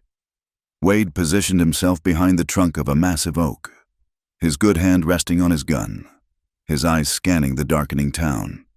He could see the sheriff's office down the main street, a yellow square of light spilling onto the boardwalk. He hoped the law in Red Valley was lazy, or at least slow. He watched Delilah reach the back porch. She hesitated at the door, her hand hovering over the wood. Then she knocked. 3 soft, rhythmic taps. The door opened a crack. A slice of lamplight cut across Delilah's face. There was a brief exchange of words, hushed and urgent. The door opened wider, revealing an older woman with gray hair pulled back in a severe bun, wearing a simple calico dress. She ushered Delilah inside quickly and shut the door. Wade waited. The minutes dragged by, heavy and thick. He shifted his weight, trying to ease the pressure on his shoulder. He watched the windows. Through a gap in the curtains, he saw movement. He saw Delilah kneel, and then he saw a small figure run into the frame. It was a little girl, no more than 4 years old, with a mop of dark curls that mirrored Delilah's own. She launched herself into Delilah's arms with the reckless abandon of a child who knows she is safe. Wade felt a lump form in his throat. He watched as Delilah buried her face in the girl's neck, her shoulders shaking. He couldn't hear the words, but he could see the shape of them. He adjusted his position, moving closer to the fence to get a better view, drawn by a voyeuristic hunger to see the thing that had kept Delilah alive through the blizzard and the bullets. The window was cracked open slightly to let out the heat of the stove. Wade heard a high, sweet voice drift out into the night. "Auntie, you came back. You promised you would come back. Auntie." The word hit Wade like a physical blow. He watched Delilah pull back, framing the girl's face in her hands. She was smiling, but tears were streaming down her face, glittering in the lamplight. "I promised Clara." Delilah's voice was thick with emotion. "I told you I would not leave you." "Did you bring me a present?" the girl asked, bouncing on her toes. "I brought you me." Delilah laughed through her tears. "And I brought us a way out." Wade leaned his head against the rough bark of the oak tree. "Auntie," she had to hide the truth even from the child, to protect her from the shame of illegitimacy, or perhaps to protect her from the knowledge that her mother was a servant in a house where she was not safe. It was a layer of sacrifice Wade had not anticipated. Delilah wasn't just fighting for her daughter's life. She was fighting for a connection she wasn't even allowed to name. He watched them for 10 minutes. He saw Mrs. Gable bring them milk and bread. He saw Delilah brush the girl's hair. It was a scene of such piercing normalcy that it made the violence of the last week feel like a fever dream. Eventually, the back door opened again. Delilah stepped out, wiping her eyes. She looked toward the tree line, searching for his shadow. Wade stepped out, keeping low. "She is beautiful," he said when she reached him. Delilah nodded, her voice trembling. "She is perfect, Mrs. Gable has her bag packed. We are going to leave tonight, as soon as the moon is down." "Good," Wade said. "We will head south, cross the territory line before dawn." He looked past her at the house. "Does the girl know?" "She knows I am taking her on an adventure," Delilah said softly. "She doesn't know I am her mother." "Wade, not yet. I couldn't risk it. If I got caught, if I hanged, it would be better if she just lost an aunt." Wade reached out with his good hand and cupped her cheek. "We are going to change that," he said. "You are going to tell her. In Oregon, in a house with a real roof." Delilah leaned into his touch, closing her eyes. "I believe you." "Go back in," Wade ordered gently. "Get her ready. I will bring the horses around to the back alley in an hour." Delilah turned and ran back to the house. Wade watched her go. then turned to head back to the willows. He never made it. As he stepped out from the shadow of the oak, a beam of light hit him in the face. "Hold it right there!" The voice was booming and authoritative. Wade froze. He squinted against the glare of a dark lantern that had been shuttered until this exact moment. 3 men stood in the road. One held the lantern. The other 2 held shotguns leveled at Wade's chest. "Raise your hands," the man with the lantern shouted. Wade slowly raised his good hand. He kept his left arm in the sling. "Turn around. Slow." Wade turned. The light washed over him, illuminating his battered coat, the bloodstains on his pants, and the distinctive scar on his jaw that he had carried for 10 years. "Well, I will be damned," the voice said. The lantern was lowered slightly, revealing a heavy-set man with a silver star pinned to his vest. Sheriff Silas Tate. Wade recognized him. Tate was an old lawman, one of the few who had survived the range wars of the 60s. He had chased Wade's old gang across 3 counties back in '71. "Wade McAllister," Tate said, a note of genuine surprise in his voice. "I heard you were dead. Heard you took a bullet in Nevada." "I got better," Wade said dryly, his mind racing. He calculated the odds. 3 men, 2 shotguns. He had 1 good arm and a revolver that was not even drawn. The odds were 0. "You look like hell." "Wade," Tate noted, stepping closer. "That shoulder looks nasty. Who shot you?" "After a disagreement over a card game." Wade lied. Tate chuckled, but the shotguns didn't waver. "You always were a terrible liar. You are wanted in 4 territories. McAllister, robbery, grand larceny, accessory to murder. The posters are old, but the ink is still black. I am retired," Sheriff Wade said. "Just passing through." "Passing through to where?" Tate asked, his eyes narrowing. "And who is in the house?" "Nobody," Wade said quickly. "Just stopped to beg for water." Tate signaled to one of his deputies. "Check the house." "No!" Wade shouted, taking a step forward. The deputy slammed the butt of his shotgun into Wade's stomach. Wade doubled over, gasping for air, clutching his injured shoulder as agony spiked through his body. He fell to his knees in the dirt. "Cuff him," Tate ordered. Wade felt the cold iron ratchets close around his wrists. They hauled him up. "We have been getting telegrams all week," Tate said, watching Wade sway on his feet. "About a man and a woman. Woman is wanted for killing a judge. Man is wanted for aiding and abetting. Looks like I caught the big fish." He looked toward the house. "Bring the woman out," he shouted. Wade struggled, but the deputies held him fast. "Run! Delilah!" he prayed silently. "Run out the back. Take the girl and go." But the back door didn't open. The front door did. Delilah stepped out onto the porch. She wasn't running. She was walking tall, her hands held out in front of her. "Empty, Mrs." Gable stood in the doorway behind her, clutching Clara, who was beginning to cry. "Let him go," Delilah called out. Her voice was clear and steady, cutting through the night air. She walked down the path to the gate. She looked at the sheriff, then at Wade. She saw the handcuffs, the blood on his lip, the way he was sagging between the deputies. "He didn't do anything," Delilah said. "I am the one you want. I am Delilah Vance. I killed Judge Halbrook." "Delilah, shut up," Wade roared, straining against the cuffs. "Tell them I kidnapped you. Tell them I forced you." She looked at him, and her eyes were filled with a heartbreaking tenderness. "I am done lying. Wade, remember? No more lies." She turned to the sheriff.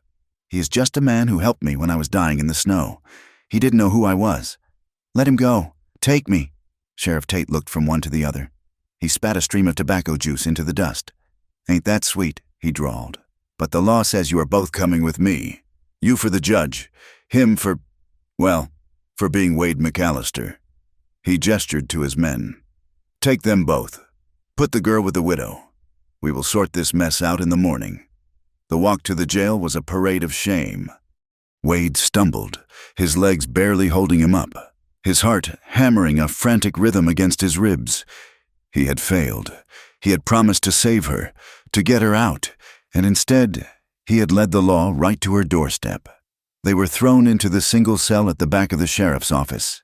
It was a stone box with straw on the floor and a small, barred window high on the wall. The heavy iron door clanged shut with a sound of finality that echoed in Wade's soul. Tate blew out the lantern in the office and went home, leaving a deputy to guard the front room. The cell was plunged into darkness. Wade slumped against the stone wall, sliding down until he hit the floor. He groaned, the pain in his shoulder finally overwhelming him. Delilah was there instantly. She knelt beside him in the dark, her hands finding his face, his chest. "Are you all right?" she whispered. "I am sorry," Wade rasped. "I am so sorry. Delilah, I blew it. I should have seen them. I should have—" "Hush," she said, pressing her fingers to his lips. "You didn't blow anything. You got me here. You got me to Clara. And now you are going to hang," Wade said bitterly. "And I am going to rot in a federal prison." Delilah sat back in the straw. She pulled her knees to her chest. "I am not afraid," she said, and she sounded surprised by the truth of it. "I saw her. Wade, I held her. She is safe. Mrs. Gable will raise her. She will be loved. She is supposed to be raised by her mother," Wade growled. He reached out in the dark, his hand finding hers.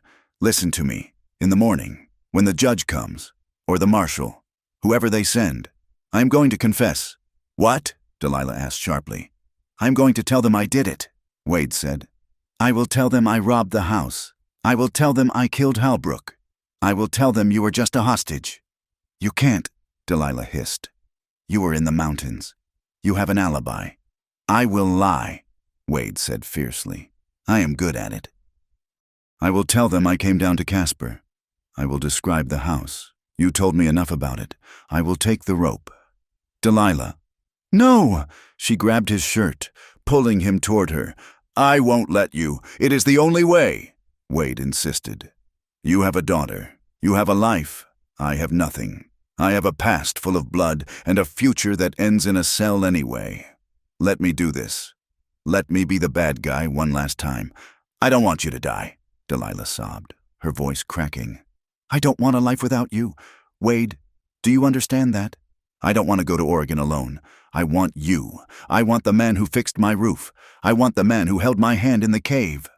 She leaned her forehead against his chest, weeping. "You promised you wouldn't leave me." Wade wrapped his good arm around her, burying his face in her hair. He felt the hot tears soaking his shirt. He felt the desperate beat of her heart against his. "I love you," he whispered. The words felt strange on his tongue, heavy and terrified and true. "I love you, Delilah. Then live for me," she whispered back. "Fight for us, but do not die for me. I couldn't bear it." They sat there in the darkness, holding on to each other as if they were the only two solid things in a world dissolving into chaos. They talked quietly through the night. They talked about the cabin. They talked about the color of the river in the spring. They talked about names for the baby that was not yet conceived, dreaming a future they knew they would never see. Morning came with the sound of boots on the boardwalk and the jingle of harness. The heavy door to the outer office opened, and voices drifted back to the cell. Sheriff Tate was talking to someone, a voice Wade didn't recognize. Crisp, educated, with the flat, nasal accent of the East Coast. Highly irregular. "Sheriff, I have jurisdiction here. I understand that." "Agent," Tate's voice rumbled, "but I caught them. And I am here to take custody." Open the cell. The keys rattled in the lock. The heavy door swung open. Sheriff Tate stood there, looking tired. Beside him stood a man in a black suit that was coated in dust but unmistakably expensive. He was young, clean-shaven, with wire-rimmed spectacles and a leather satchel under his arm. "Agent Silas Burke, Federal Bureau of Justice," the man announced. Stepping into the cell, he looked at Wade, then at Delilah. "Delilah Vance?" he asked. Delilah stood up, pulling Wade up with her. She stood in front of him, shielding him with her body. "I am Delilah Vance." Agent Burke studied her for a moment. He adjusted his glasses. "And you are Wade McAllister?" "I am," Wade said, stepping out from behind Delilah. Agent Burke sighed. He opened his satchel and pulled out a sheaf of papers. "I have ridden 300 miles in 5 days," My horse is lame, my back is killing me, and I have not had a decent cup of coffee since Omaha. So I'm going to make this brief. He looked at Delilah. 5 days ago, a maid in the Halbrook household came forward. She found a journal in the judge's private safe. It seems the late Judge Halbrook was a meticulous record keeper. Burke flipped through a page. He kept records of transactions, payments to families to keep quiet, details of assaults going back 10 years. His own niece, it appears, was sent away to a sanitarium in Vermont, not because she was delicate, but because she was pregnant. Delilah gasped, her hand flying to her mouth. Burke looked at her with a gaze that was clinical, but not unkind. The Department of Justice has been building a case against the Halbrook family's land seizures for months. This journal, it is the nail in the coffin. It exposes a ring of corruption, bribery, and abuse that implicates half the territorial government. He snapped the folder shut. Your account of the events, Miss Vance, matches the pattern of behavior described in the journal, and the coroner's report confirms the angle of the blow. He fell. It was self-defense. Delilah grabbed Wade's arm to steady herself. You mean, I am not wanted? Technically, you are wanted for grand larceny, Burke said. The $300. I will pay it back, Wade said instantly. I have money buried near the Sweetwater. I will pay every cent. Burke waved a hand dismissively. The Halbrook estate is being seized by the government. No one is missing the $300. As far as I'm concerned, it was severance pay. He turned his eyes to Wade. Now, you, McAllister, that is a trickier problem. Wade tensed. You are a wanted man. Burke said, the statute of limitations on the Carson City robbery hasn't run out. I know. Wade said, take me. But let her go. Burke looked at Wade, then at Sheriff Tate. Sheriff, what do you think? Tate scratched his chin. He looked at Wade's shoulder. He looked at Delilah, who was clinging to Wade's arm like a lifeline. Wade McAllister died in a shootout in Nevada 3 years ago, Tate said slowly. I saw the report myself. This drifter here, he helped catch a federal fugitive. Seems to me he did the territory a service. Burke smiled, a thin, satisfied expression. That is how I see it too. He pulled a document from his bag. This is an immunity agreement. In exchange for your testimony regarding the location of the Halbrook gang's old hideouts, which I assume you know, given your colorful past, and in exchange for Miss Vance's testimony against the judge's estate. He held out a pen. The federal government is willing to overlook certain past indiscretions, on one condition. What condition? Wade asked. You leave the Wyoming territory, Burke said, today, and you never come back. If I see your face in this territory again, McAllister, I will hang you. Do we have an understanding? Wade looked at the paper. He looked at the sheriff, who gave him a curt nod. Then he looked at Delilah. Her eyes were shining. She was squeezing his hand so hard he thought the bones might break. Oregon, she whispered. Wade took the pen. He signed his name with a steady hand. We have an understanding. Agent, Burke took the paper back. He signaled to the sheriff, uncuff them. The metal clicked open. Wade rubbed his wrist, the blood rushing back into his hand. You have 1 hour to clear town, Burke said, checking his pocket watch. I suggest you use it. They walked out of the jail into the blinding morning sun. The air smelled of dust and sagebrush and impossible, terrifying freedom. They went straight to Mrs. Gable's house. This time, there was no sneaking. Delilah walked through the front gate. Mrs. Gable was waiting on the porch, Clara in her arms. She had heard the news. News traveled fast in Red Valley. She is ready? Delilah asked, her voice breaking. She is ready, Mrs. Gable said. She handed the little girl to Delilah. Clara wrapped her arms around Delilah's neck, burying her face in her hair. Are we going on the adventure now, Auntie? Clara asked. Delilah looked at Wade. He was standing by the horses, his good arm resting on the saddle, watching them with a look of pure, unadulterated love. Yes, baby, Delilah said, kissing the top of her daughter's head. But I am not Auntie anymore. Clara pulled back, confused. "Who are you then?" Delilah took a deep breath. The fear was gone. The shame was gone. "I am your mama," she said. Clara's eyes went wide. She looked at Mrs. Gable, who nodded, smiling. She looked back at Delilah. "Mama?" She tested the word. "Yes," Delilah cried, hugging her tight. "Mama?" Wade walked over. He helped Delilah mount the mare, lifting Clara up to sit in front of her. He checked the cinch, checked the reins, his movements efficient and protective. He mounted his own horse, wincing as his shoulder protested, but the pain felt distant, unimportant. "Ready?" he asked. Delilah looked at him. She looked at her daughter, safe in her arms. She looked at the west, where the mountains rose purple and majestic against the blue sky. "Ready," she said. They turned the horses and rode out of Red Valley. They did not look back at the jail, or the town, or the life they were leaving behind. They rode toward the sun, two broken people and a child, piecing themselves back together 1 mile at a time, heading for a cabin in the trees and a promise that had finally been kept. The dawn that broke over Red Valley was not the gray weeping light of the Wyoming winter they had left behind, but a pale, crystalline gold that promised a heat the earth was not yet ready to hold. The town was silent, sleeping off the drama of the night before, save for the creak of the harness and the restless stamping of the horses. Wade McAllister stood by the wagon they had purchased from the livery stable an hour before sunrise.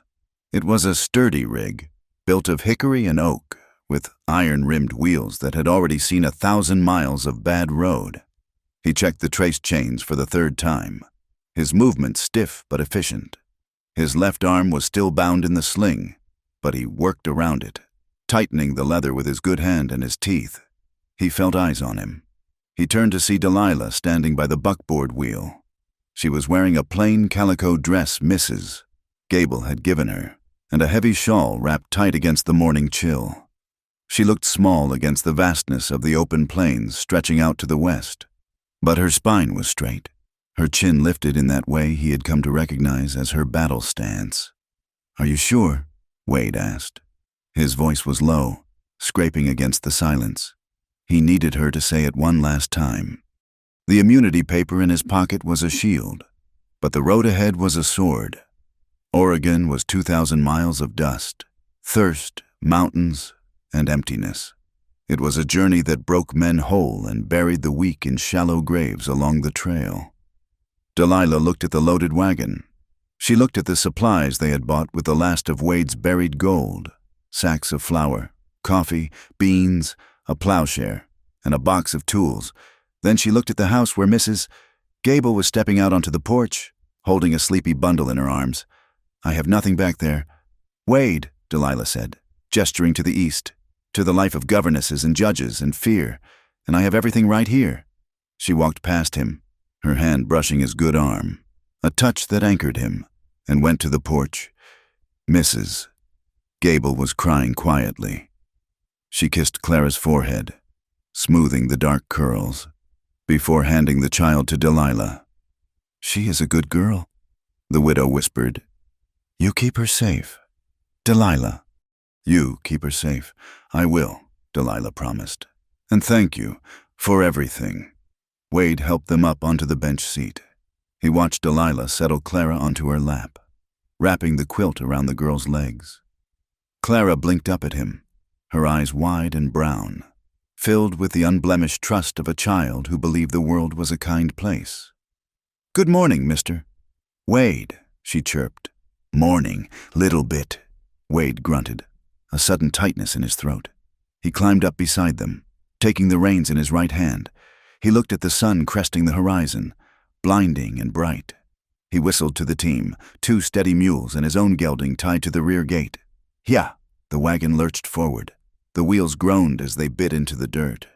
They rolled out of Red Valley without looking back, leaving the jail cell, the dead bounty hunter, and the ghosts of who they had been in the dust rising behind them. The journey was not a romance. It was a forging. The Wyoming Territory gave way to the high desert, a landscape of sagebrush and alkali flats that sucked the moisture from their skin and coated their throats in grit. The days were a blur of monotony and labor. They woke before the sun, ate cold biscuits and coffee that tasted of iron, and drove until the light failed. Wade's shoulder healed slowly. The bullet wound knitted into a puckered, angry scar that ached when the rain came. But he forced the muscle to work. He drove the team, fixed the wheels when the dry wood shrank in the heat, and hunted for game in the twilight. Delilah drove when Wade was too feverish or exhausted to hold the lines. She learned to read the land, to spot the greener grass that meant water, to smell the storm before the clouds crested the peaks. She cooked over fires made of buffalo chips, washed their clothes in icy streams, and sang to Clara when the vast, empty darkness of the plains made the girl cry. They were not alone on the trail, but they kept to themselves. They saw other wagons, long trains of emigrants heading for the promised land. But Wade steered clear of them. He was done with people. He was done with questions. 3 weeks out, near the Idaho border, the isolation turned dangerous. They had made camp in a box canyon, seeking shelter from a howling wind. Wade was greasing the wheel hubs, his back to the trail. When the hair on his neck stood up, he didn't turn. He simply reached for the Winchester leaning against the wheel rim. "Evening," a voice called out. Wade straightened, spinning slowly. 3 men sat on horseback 20 yards away. They were hard men, dusty and lean, with the loose posture of riders who lived in the saddle and by the gun. Their eyes flicked over the wagon, the mules, and settled on Delilah, who was kneeling by the fire. "You folks are traveling light," the leader said. He had a gap in his teeth and a revolver worn low on his thigh. "Too light for this country. Maybe you could spare some of that flour, and maybe some coffee. We have just enough for ourselves," Wade said. His voice was flat, carrying the unmistakable warning of a rattlesnake's tail. The leader chuckled. He nudged his horse forward. "I think you have got plenty to share, especially with a cripple driving. That arm looks stiff." "Friend," he didn't see Delilah move. 1 second she was stirring the beans. The next, she was standing. The heavy Colt peacemaker leveled across the fire. She held it with 2 hands, rock steady. The hammer pulled back with a click that echoed loudly in the canyon. "His arm is fine," Delilah said. Her voice was ice. "And my aim is better." The rider pulled his horse up sharp. He looked at the woman, at the size of the bore on the revolver, and at the cold, dead certainty in her eyes.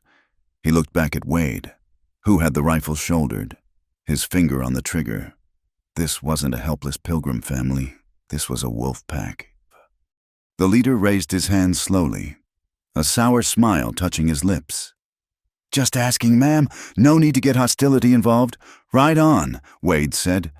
The men turned their horses, casting one last look at the wagon, and disappeared into the dusk. Delilah didn't lower the gun until the sound of their hooves had faded completely. Then she sagged, letting out a long, shaky breath. "You did good," Wade said quietly. He walked over to her and took the gun gently from her hands. He holstered it, then pulled her into his good arm. She buried her face in his dusty coat, trembling. "I thought I would have to kill him," she whispered. "But you didn't," Wade said. "You held the line. That is what matters." That night, they slept with the wagon box between them and the dark, taking turns keeping watch. But in the hours before dawn, when the fear subsided, Wade watched Delilah sleep, her hand resting protectively over Clara's blanket, and he knew he would burn the world down before he let anyone touch them. As they crossed into Oregon, the world changed. The brown and gray of the high desert bled into the deep, verdant green of pine forests and rolling hills. The air grew heavy with the scent of sap and loam. Water was plentiful, rushing in clear, cold rivers that teemed with trout. They pushed past the settlements in the valley, ignoring the towns that were springing up like mushrooms. Wade wanted silence. He wanted a place where the only law was the rising sun and the changing seasons. They found it on the western slope of the Cascades. It was a high meadow bordered by towering Douglas firs, with a creek cutting through the center and a view that stretched all the way to the distant, hazy blue of the Pacific Ocean. "We stop here," Wade said, pulling on the reins. Delilah looked around. She climbed down from the wagon, her boots sinking into the soft earth.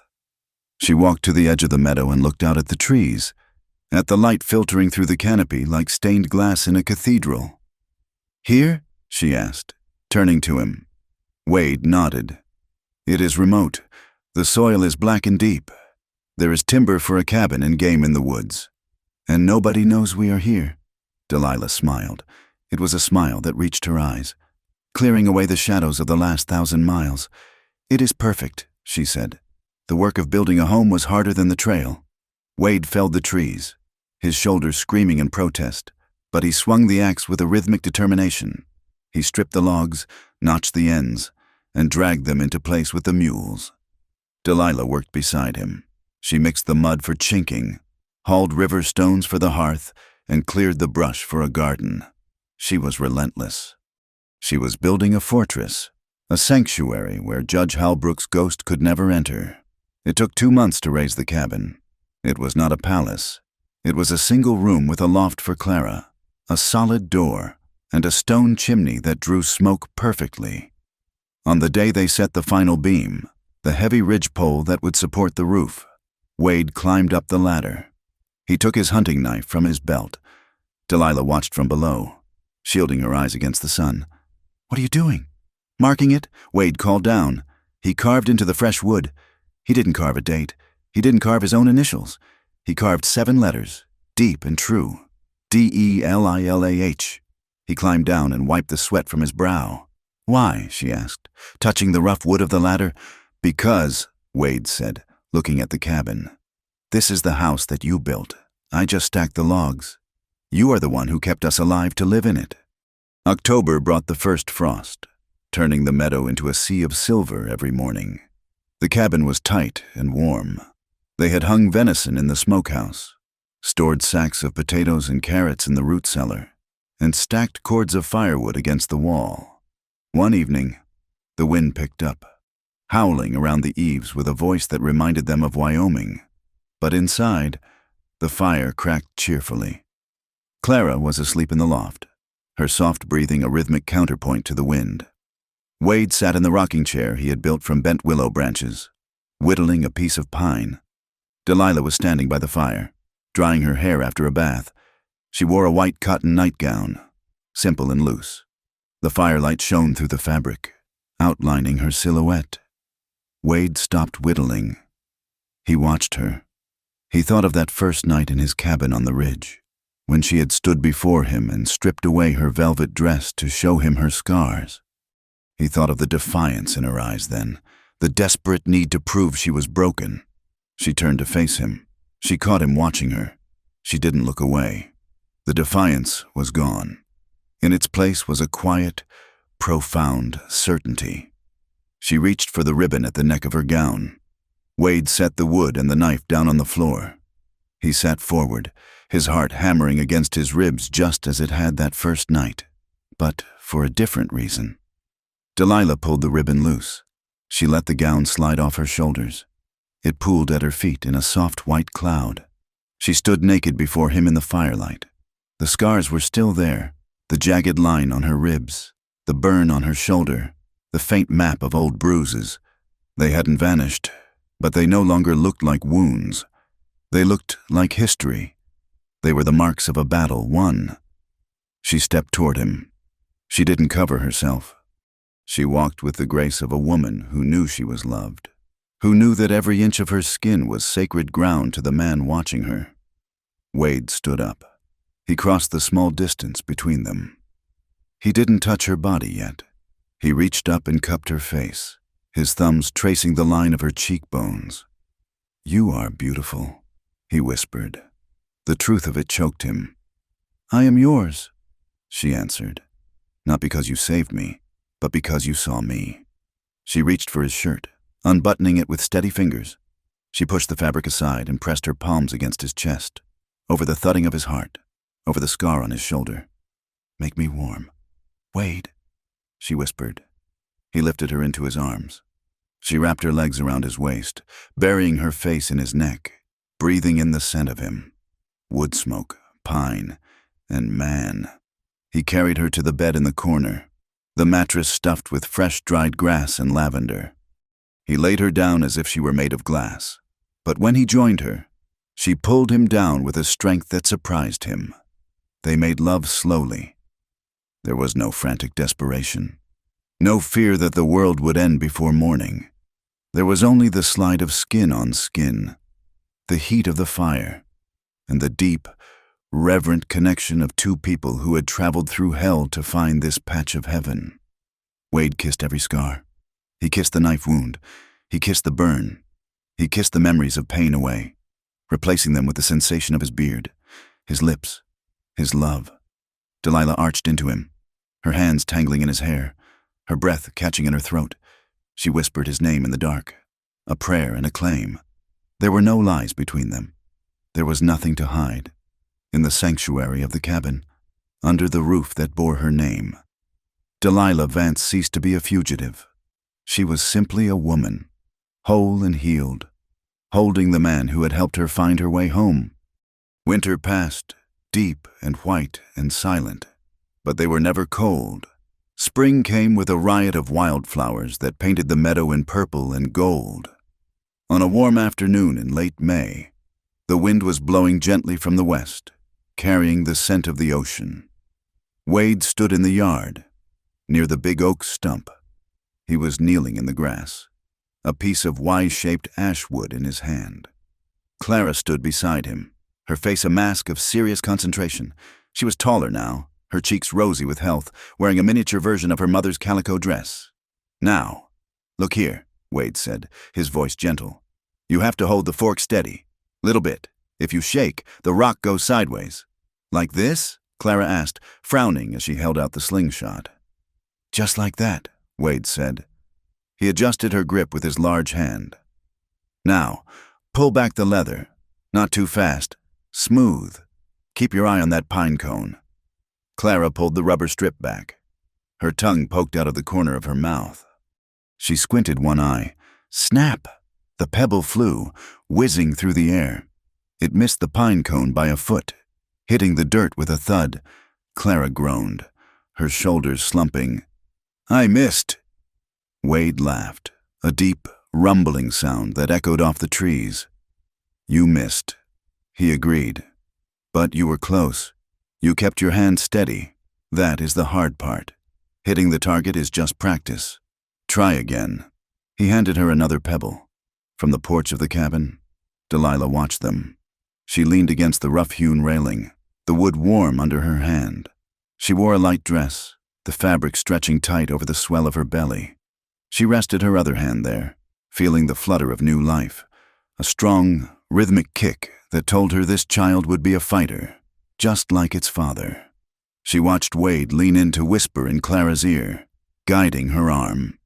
She watched Clara giggle and look up at him with adoration. The wind caught Delilah's hair, blowing it back from her face. She took a deep breath, tasting the pine and the earth. She thought about the snow. She thought about the wanted poster burning in the stove. She thought about the gun in her hand and the blood on the rocks. It felt like a story told by someone else, a dime novel she had read a lifetime ago. The reality was here. It was the man teaching her daughter to defend herself, not with fear, but with skill. It was the baby growing inside her. It was the cabin that stood solid against the wind. Clara let out a shout of triumph. The pine cone hopped into the air, struck clean by the pebble. "I got it! I got it!" she screamed, jumping up and down. Wade scooped her up, swinging her around until she shrieked with laughter. "You got it! Deadeye!" he roared. "Dinner is on you tonight." He looked up then, across the yard, toward the porch. He saw Delilah standing there. He saw her hand on her belly. He saw the sun catching the tears in her eyes. He smiled. It wasn't the guarded smirk of the cowboy in the blizzard. It was the open, defenseless smile of a man who had everything. Delilah smiled back. She looked out at the horizon, where the mountains met the sky, and she let the wind wash over her. They were not just survivors anymore. They were free. Thank you for listening to the story of Wade and Delilah. I hope their journey from the frozen ridges of Wyoming to the green forests of Oregon resonated with you. It has been a pleasure to walk these dusty trails and share these firelit nights with you. I would love to know where you are listening from today. Please leave a comment below and tell me which part of the world you call home. If you enjoyed this tale of survival, redemption, and love in the American West, please consider subscribing to From Wild West so you never miss a new story. And finally, I invite you to share your thoughts in English. Did the ending bring you peace? What did you think of Delilah's choice? I look forward to reading your words. Until the next ride, keep your powder dry.